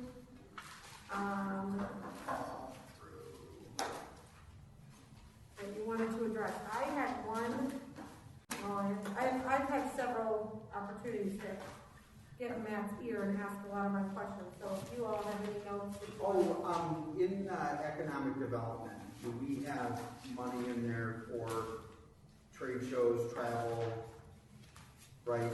That sort of activity that? Yeah, so we didn't know really where to budget things, but that's what that $30,000 encompasses. Okay. It's just, we didn't know, because we don't have anybody telling us where to put it. We kind of just put some stuff in there for training and memberships, some stuff for other professional services, but it totals $30,000. Honestly, I have no idea what that could end up looking like. And we could get a guy in here who's gonna say, look, you know, if you wanna get these properties sold X, Y, Z, here's what the marketing is gonna have to look like in order to do that. Yeah, no, the number is based on, with the people we've interviewed, we've talked about, okay, you know, we budgeted for, you know, we didn't say numbers on salary, but we budgeted for a full-time economic development director, a part-time assistant, and we budgeted $25,000 for memberships, trade shows, expenses, and through those conversations, we determined that, yeah, we probably have about that on the third. Okay, all right. Okay. Does anybody have anything additional? Jamie, do you have anything on the budget? No. Okay. All right, so we do have, actually, I'll move on then to staff reports, and I promise I will not skip anyone. Chief Rollins, you get to go first. And then, well, he's staff, and then Trustee Shomas is going first for trustee. So I apologize for that last meeting. It's too hard on Zoom, so I'm glad we're back in person. I texted him, I said, wait, she's the most important guy. And he was proud of her. I know she does, Tony. Everybody's sick of hearing me talking. Just a couple of things. Tomorrow, the Board of Police Commissioners are meeting. We're hoping to bring we have a couple candidates' backgrounds to bring in front of them for review. They like one or two of them. We'll be coming back and forth to initial offer to the VOSG. So we're still looking at potentially one person going to a part-time academy in March, and the second one we're still trying to figure out where we can slot that person into like that. So keeping our fingers crossed that the Board of Police Commissioners will like at least one or two of the candidates. And then the other thing is just an FYI, our emergency warning siren system was due for an upgrade on the CPU. Our system was pulled yesterday, so they're going to upgrade it. They needed that machine to take some of the equipment out of it and put it into a brand new CPU that our IT consultant had built for them. So we're hoping to have it back in a week, so we cannot activate the emergency warning sirens locally here in Sugar Grove. We always have a backup plan. It would require Aurora Dispatch to turn on the warning sirens in case of emergency. But when they do that, they currently will activate us, North Aurora, and Montgomery, as well as Aurora at the same time. So that's why we independently, about 8 years ago, we decided to make it so that we can independently do it from internally here in the station or in the squad cars. So hopefully nothing happens till then next week. We've had some winter tornadoes, the storm that's approaching, but winter storm that's approaching, but I'm hoping this is a time of year to get that machine transitioned out and new one. So that's it. I'm happy you have to answer any other questions. Any questions for Chief? No, I'm sure grateful that the school board meeting was virtual yesterday, so that you didn't have to call in on. I think you were working on that, right? With the other agencies to come and support. So that's good. And it doesn't sound like it would have been confrontational as the outcome is what those folks wanted. So, well, at least that's my interpretation. So anyway, thank you. Matt. Yeah.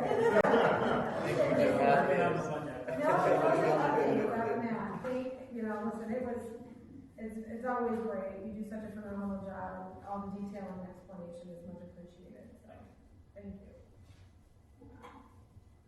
Tony? Just to add to my staff report that we did have a little water main break today on Walnut. I did send the email out, but it was small. We fixed it in-house, 6-inch water main on the whether it's a boil order or not. I mean, you had that major break at Presbury, which didn't trigger a boil order, so. It depends on whether we have shut water off or not. And if there's residents affected too. You know, that if there's no residents in the section, you can isolate it. It's bottled water. Right, so that one in Presbury, we didn't have like a couple blocks of residents impacted. Okay. But theoretically, as soon as you shut off the water, you get negative pressure, which is gonna pull in whatever else, and that's why you're gonna boil water. Below 20 psi is the EPA standard. Well, we need to. Well, we've been doing it. Does anybody have any questions for Tony? Quick question. You repair or replace six streetlights, none of those running the new LED ones, were they? No. No? Okay. I'm not pretty good. We've had, so far, so good. No problems. And then anticipating this, what are they saying? Rain? And I'll give you like a little estimate, 1 to 15 inches, because it depends on where you listen, where you live. It could be 1 inch at the Wisconsin border and 15 inches in Indiana, so. But I assume, based on the weather report, that they'll prep the streets kind of, You could get an inch of rain first, and which then washes away any residual that could have been on the street, so. now worry, there will still be school. But then they'll cancel after school activity. They're supposed to come in the middle of the day. Yeah, I don't know. It's all day fair, looks like. Yeah, so Tony, are we still paying Murray and Treadle? Well, they didn't give us such a range like that, I'm just saying. Okay, I was gonna say, if we're paying and they're giving us 1 to 15 inches, I think we want to refund our localized forecast. I'll do it for half price and give you that margin of error. They were a lot less, forecasting a lot less than that. Okay. Well, thank you, Tony. All right, Walter. Well, one thing I forgot to put in my board report was, Chris assisted the fire department in their investigation of that house fire at Pembroke last week. And all indications are it was the car that started the fire. It was the car subject to a factory recall for that very reason. Wow. They burst into flame. Wow. What kind of money? After the meeting, let us know the brand and model. Yeah. It's public information, the recall's out there, it's Hyundai. Huh. But the other thing, that was clearly evident, from the fire was, everything in the building code that was designed to do did its job. And never got in the house, as hot as the fire was, never got in the house, didn't do any damage to the house. Fire. Yeah, smoke damage for sure. Actually, not that much smoke damage either, because of the owner was smart enough to shut the door. Did any leaves catch on fire? That I don't know. Well, that's good news. You read That citation. Yeah. Shove me in, get rid of them. I read somewhere, or someone read it for me, my wife. $300,000 to $400,000 damage. I'm like, wow, what's got in the house? That's not the case then, unless there was something of great value in the garage. Yeah, 3 cars. Well, okay. 3 cars in a brick house. Yeah. Yeah, because it looked all brick. I was like, oh, it doesn't look like much damage in the picture. It's great. But, okay. How old is the house? I was just curious if you said the code was down. Don't know. Okay. Probably 2000, early 2000. Yeah. Okay, all right, so, Yeah, fairly early recent. 2000. Yeah. Yeah. Since I sent out that report, we got the building permit application for the commercial building on lot 17 in Sugar Grove. So obviously, have you guys done an initial plan? Have they submitted preliminary plans for that? No, these are building plans, basically. Everybody, what are they gonna break down? Break ground, March? Well, probably as soon as the weather permits. This is very exciting. Where? The lot 17 by the Chester Road, by the straight line. Oh, yeah. North of Valley Tank. exciting, Walter. Well, thank you for that tidbit. Is there any update that we can share? I apologize because sometimes I get emails from staff and then I forget which ones have DB on them that you might have seen, but any updates that I might not be aware of that to share with regards to our comments? Well, we, at the end of last week, we had a bit of a setback, an unexpected setback, with one of the offsite property owners, and as of this morning, I think we have that resolved. Cross my fingers that it's resolved, and we can proceed. Okay, well that is, we are all keeping our fingers crossed that that works out. So thank you, staff and Brent and everyone that was, I mean, you were all truly involved, Laura, but you know, let us know when it's signed. Let us know when it's signed. Does anybody have anything for Walter? No? All right. I did see that the plotter arrived. Yes. Woo! And how's that working out? Have we copied anything yet? Oh, yeah. Yeah? Yeah, we've been printing stuff too. Are you scanning yet? And saving? Have they started that process? No, we're just scanning it and. Well, I don't know. Where? You didn't get your big head Walter on a stick? We're still trying to figure that out. Custom work. We're all over planning commission meetings now. That's awesome. Well, I'm happy. Hopefully it's working out for you all up there. And, Oh, don't give me any ideas. all right. Brent. Yeah, glad you asked about the Prairie Grove comment I shared with Jen this morning. It's been a little roller coaster last few days. From we got everything resolved, everything is blowing up, everything's good again. So, in all honesty, it has been a couple different things, but it's somewhat cynical, but not really. When people always ask me, well, when's whenever coming? I say, store. I say, I'll tell you when it's coming today. It's actually, I walk in there, give them money, and they give me product. Anytime up to that, I don't care if it's under construction. I don't care if it may not happen yet. So, update-wise, it was mentioned earlier that the Weidner property across the street, Ridgeline, is the potential developer. They're coming, scheduled to come on March 15th to do a presentation. The fundamental questions that will be before the board are, is it an appropriate land use? And they are requesting TIF funds. And is TIF funds appropriate and how much? So while those are two simple questions, they're not simple answers, they're simple contemplation on that. And I would just say that as much as you can that night, ask whatever questions you want, provide whatever feedback they're comfortable with that night, have discussion. Obviously, they would like some sense of direction as quick as they can, but if you're not ready that night and need to bump it for second meeting, that's totally okay. To think about it more than based on the feedback, if they feel overall it's positive, we would anticipate they would start the formal application process, which is going to go to planning commission and be all kinds of things. So that is coming up, and that's potentially a big deal. The other one I want to say is we don't have a definitive plan as far as next meeting and village protocol. We're anticipating, with the governor's orders that we'll be back to open meetings. I don't want to say for sure, but I would anticipate we're likely to go a mask optional route, but we really have to work through all that. Tougher for us is within staff what our protocols are going to be if somebody does have symptoms or a positive test. But we're working all on that.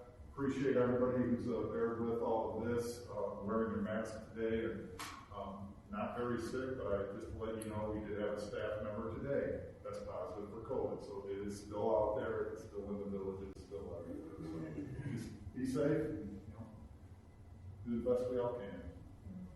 Okay. Thank you.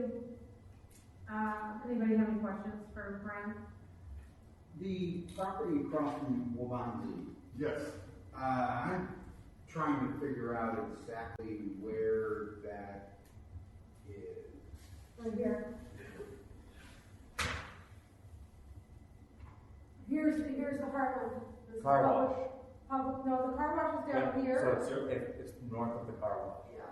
The old. This is Wheeler, this is Windsor West, this is, Where's the school? school is down here. No, the other one. Junior high. Harder is up here, Harder Road. Yep, right there. Where's the school? This vacant school. Okay, it's a stealth school. Okay. How many acres is that? 167.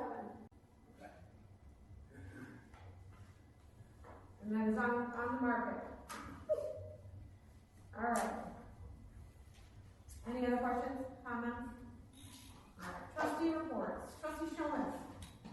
Boy, I'll try to be quick, there's a lot going on. The committees that I sit on, as it just turns out, it's the beginning of the year, they're kicking off and getting ready, with a lot of their big projects. I did miss the Park District meeting, it was on Valentine's Day, sorry, I had reservations. I had reservations about attending.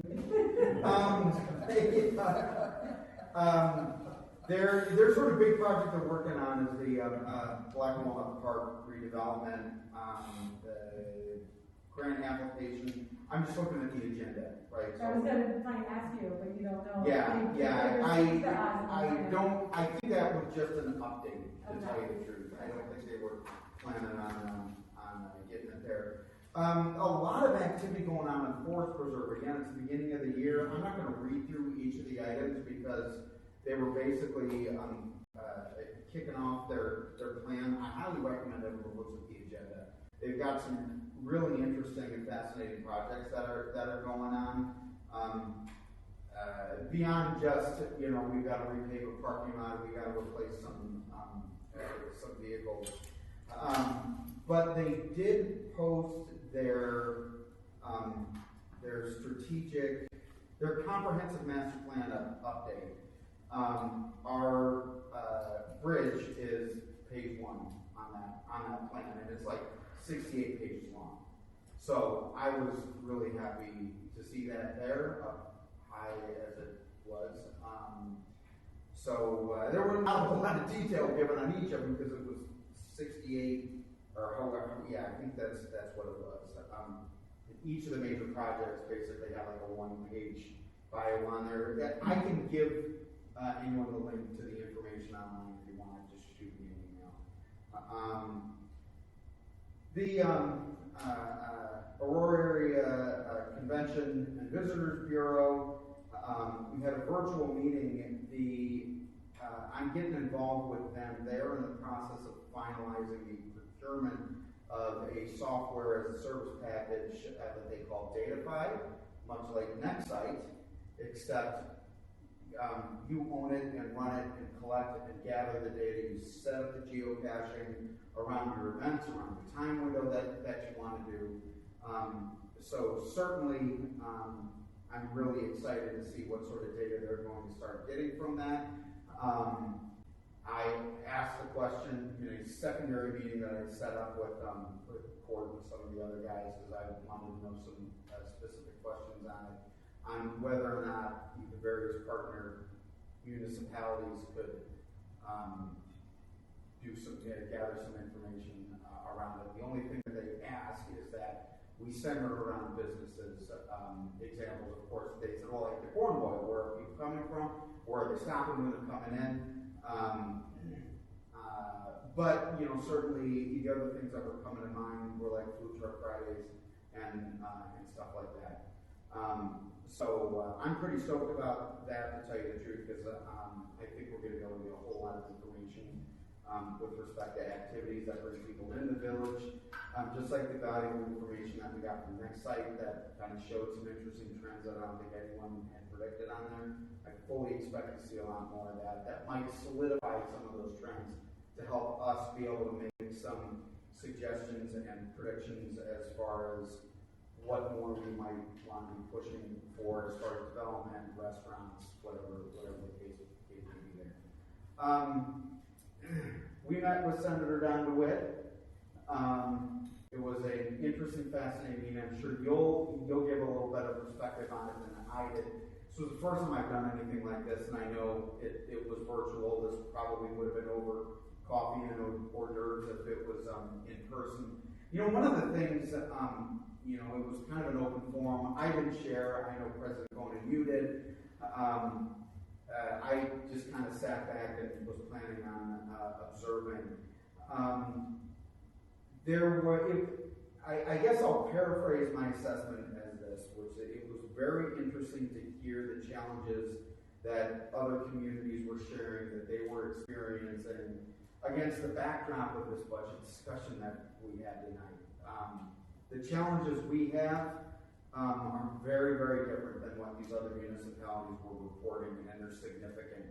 Some of the things that were mentioned there, you know, and I'm sure this was an exaggeration, but what was coming to mind was, you know, I mean, based on what you're saying, how are you keeping the lights on in Village Hall? I mean, it was almost seeming that dire, which I don't think it was, and some of it may have been planning for other things. But the point is it certainly made me very proud to be involved here with the Village of Sugar Grove in the position that we're at, and able to have discussions about how big raises we're giving employees, because I'm sure that's not happening in those communities, I can tell you that. So, that's it. Thank you. Heidi? Okay. Matt? Spoke with Adam, owns a restaurant that we've had some discussions with, and looks like he's gonna be moving along his restaurant here in the Grove, pretty quickly, sounds like, so pretty excited about that. Spoke, again with another guy who owns a restaurant out in, northern suburbs up here, a couple north of us, and he's highly interested in coming out here still. So he's working through some things with his business partner, and he's hoping to have a meeting here in the next few weeks with Madam President and go from there. And other than that, that's it. That's great. And then eventually, and hopefully in the very near future, we're feeding this information to an economic development director. But thank you for your efforts and all the relationships you have, and everyone has are so vitally important to our community. So, and using them and being able to reach out and say, hey, can you make this phone call? And so appreciate that very much. Thank you. Hi. Corn boil update. So corn boil date is not on their website yet. That's July 28th to the 31st, which I'm going to be gone, unfortunately, but it's normally a little bit earlier than that. We get earlier, but 28th and 31st. Insurance is all lined up, a whole lot cheaper. That's locked in. They always need about $50,000 in sponsorships. Right. So they're working on that. The carnival, all that's ready to go. And I did ask the one question that everybody has always talked about or wondered about, and that's the liquor, or the beer garden. So I got some history on that, and this is the final year for the agreement, and I just posed the question of, if you guys ever considered changing that up, because you guys are always strapped for money and you don't have corn boils because there's no sponsorships or we don't have money. So it's a very touchy subject. So I was warned. Yeah, so, but the contract's over this year, so maybe there's some other applicants. But supposedly it's hard to get volunteers if you don't have a fire district doing it and this and that. So who knows? I don't know all those details, but at least wanted to ask the question. And the last thing, I do believe it would be a good idea. This topic came up. You know, one of the participants in the call said, "Well, what about Village of Sugar Grove doing a sponsor game? You guys haven't done one in years." And some others reminded them that we do the police and protection and safety, and we've given them a trailer or something that we've either donated or let them use some trailer maybe for. So it would be good to put together an invoice. Right, so just so that they know. It's not like we're just, this is coming out of the Village of Sugar Grove residents' offers, if you will. No, right? You've got that, Brent? Yeah, we'll update it, but yeah, I mean, from memory, I want to say police services and et cetera, we're getting close to $20 grand a year. I don't know if you have a number in front of you. I thought it was 17 last I asked. I didn't say any amount? Yeah, no. 17 is close to 20. Yeah. That's just for corn boil? Yeah. I just had in my head like 6 to 8. Just from right. So sure. I didn't say anything. No. But now, you'll get, Yeah. Mel gave you some numbers the next time you go in there and Yeah. they, That'd be make good. that They just- suggestion. So the last time I did it was 2018, and costs for the village were all in at total compensation of $20,833. That was 2018 number.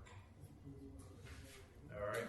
And last thing, Yeah, just real quick, Yeah. Ryan, so the village has, historically has donated $2,500 towards that's the fireworks. pace, yes. We did the last few years because we gave them two trailers that's shade because they were storing their equipment free in our whole streets barn and we needed for our purposes. So we sold them the trailers, but rather than giving us cash, we did make donations for the $2,500 for 3 years or something like that. But this year, we're back, I think Manny said we're back to donating again, and it is in the budget. Yeah, so that number does include all regular hours and overtime hours, but that's just police. That does not include any public works. That is just strictly police hours.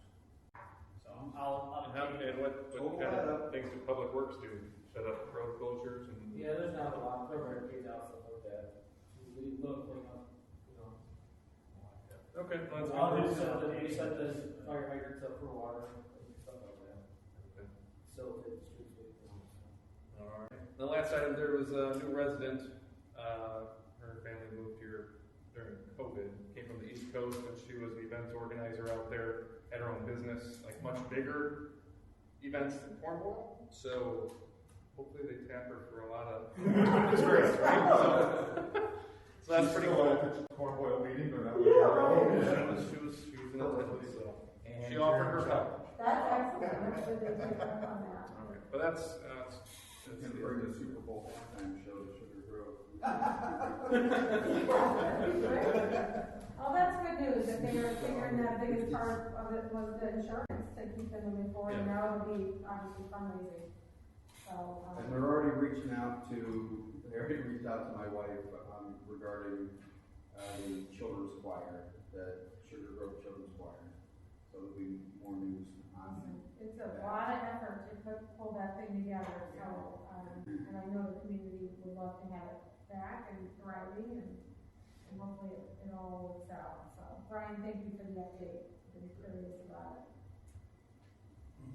Mr. Sean Jarrett. All right, so during the meeting, I got an email. So, Caitlin, Yes. masks, unless you've been under a rock,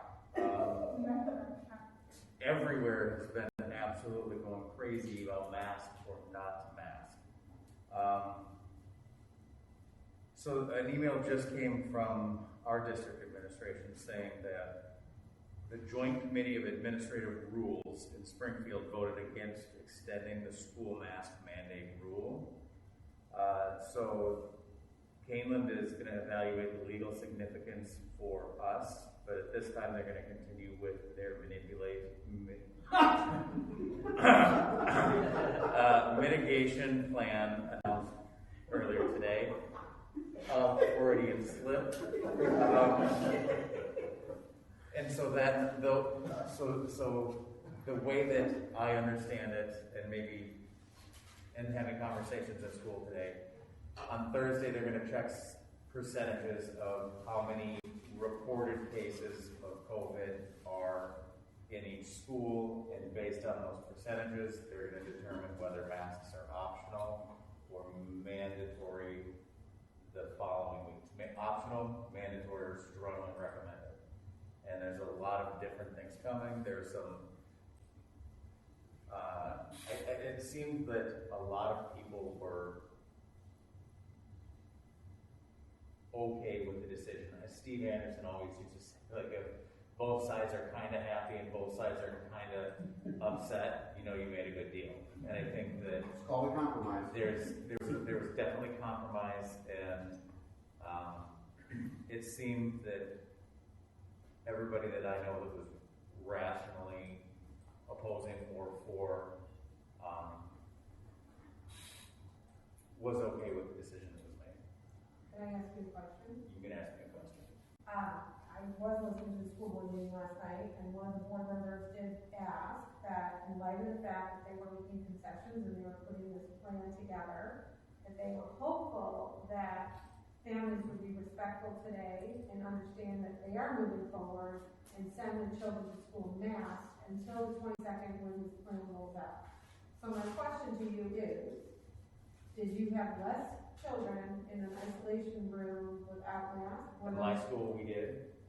And I think that there have been a couple parents, specifically at my school, that have been to every single school board meeting, that I think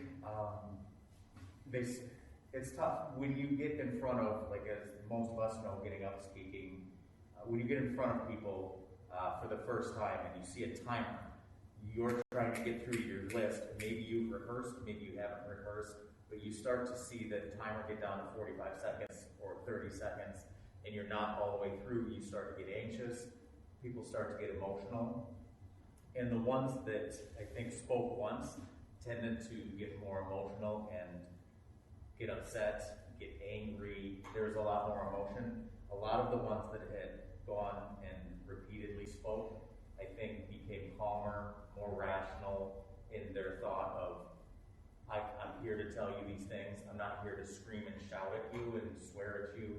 And I think a lot of those consistent parents were talking to other parents outside of the schools. Last week, this week, the shouting, the swearing, it doesn't help. And they caught some heat too, but I think they created more of a buffer.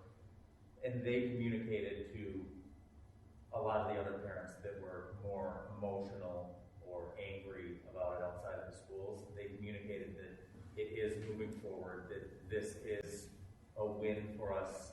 Now we need to calm down and let the process proceed.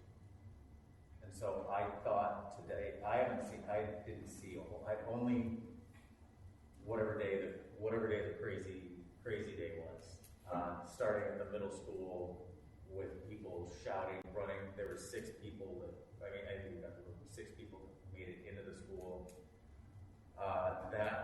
That was the worst of it, and things gradually settled down. I think Dr. Fuchs requested police staff in all the communities following that, extra police staff. So I think things did calm down, and I think it looked a lot better today, for sure. Well, that's good. That's encouraging. At least in Melbourne. Yeah. Chief, can you issue some sugar for Pro? No, yeah, I didn't hear it. Not the least. Anything else? That's my thing. That's Excellent. Mr. White, you still with us? I am. Do you have a trustee? Nothing from me. Okay, all right. Thank you. President report, I just want to echo Trustee Shoma. So, oh gosh, I don't even know what day it was this week, but it was a virtual meeting with Senator DeWitt and Senator Severson. They were down in Springfield, and Rep. Piper was on the Zoom call. And it was really, they were obviously down there, and they wanted to hear from the communities that they represent, what issues they had with any proposed bills, and different things, whether they wanted to talk about the governor's budget address, and what things were concerns for communities. So local distributive LGDF, right? Local government distributive fund. That was brought up by many. And the other thing that came up was TIF came up as they're looking to change some things in there, not only the years, but also the qualifications.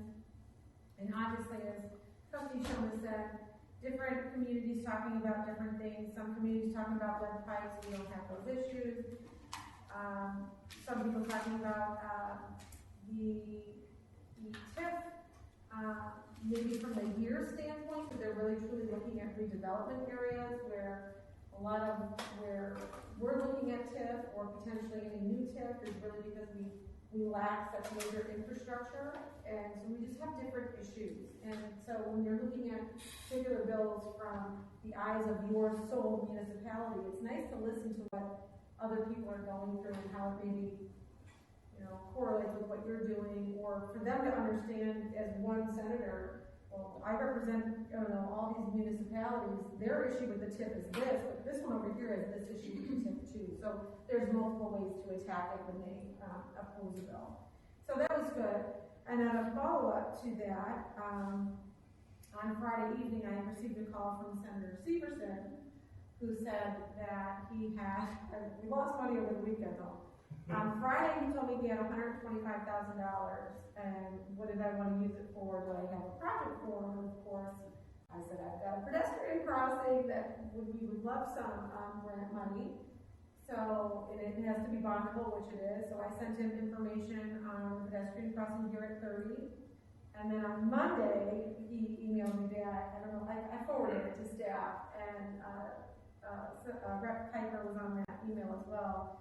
Now it's at 100,000, but maybe he can get me more. So I'm like, either way, we have some funding that's going to come in for that, which is already budgeted. I understand right now we budgeted the money for the project, so every little bit helps. And then in my subsequent conversation with him on Friday, I said, well, that is really great news.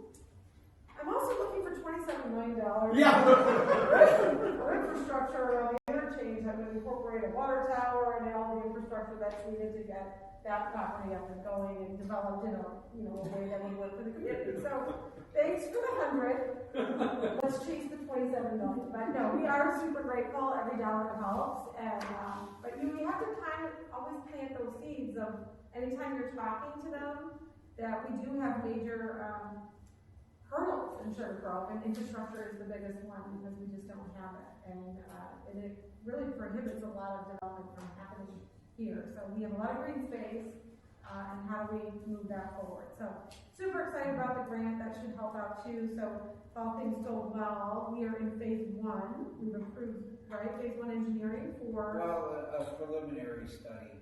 So we're in a preliminary study. I know, and they said too that we could be moving forward and we can get reimbursed with this grant. I know you guys responded to IDOT, right? Or can you give us an update on it real quick?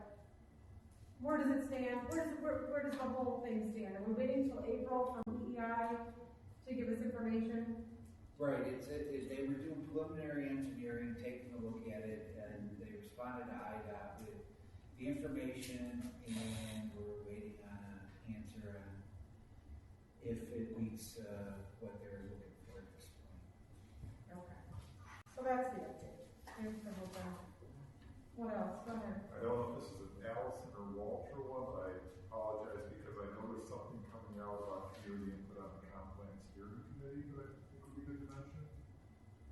Yes. Feel free. Oh, sure. There's a survey that should go live tomorrow, so I haven't put too much out yet because we've only gotten the temporary link yet. But the community survey starts tomorrow and it goes through the third week of March. And then they scheduled the first public workshop, which is March 14th, a Monday, 6 to 7 at the public library. So that information I was waiting for tomorrow because our flyer has both. So once I know that that's live, that information will start to go out through our sources, and I know that they've distributed to the flyer and things to the committee so that they can help take the word out too. So awesome. So when you see that come from us, please Spread relay it through yeah. The more input we get, the better. Yeah, that sounds good. Okay, thank you for that. I don't have anything additional.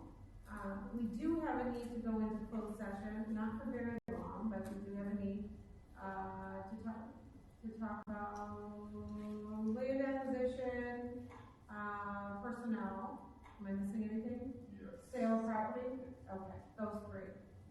All right, so it won't take very long. Can I? This is as quick as everything else we do. Can I get a motion to adjourn? Adjourn into closed session.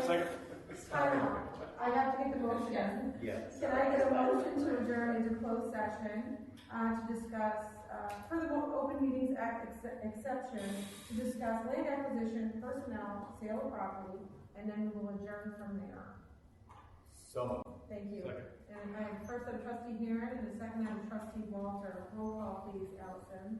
Trustee Heron? Aye. Trustee Walter? Aye. Trustee Bonnie? Aye. Trustee Lundy. Trustee Shomas? Aye. Trustee White?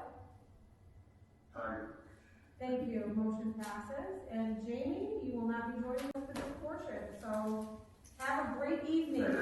Good night.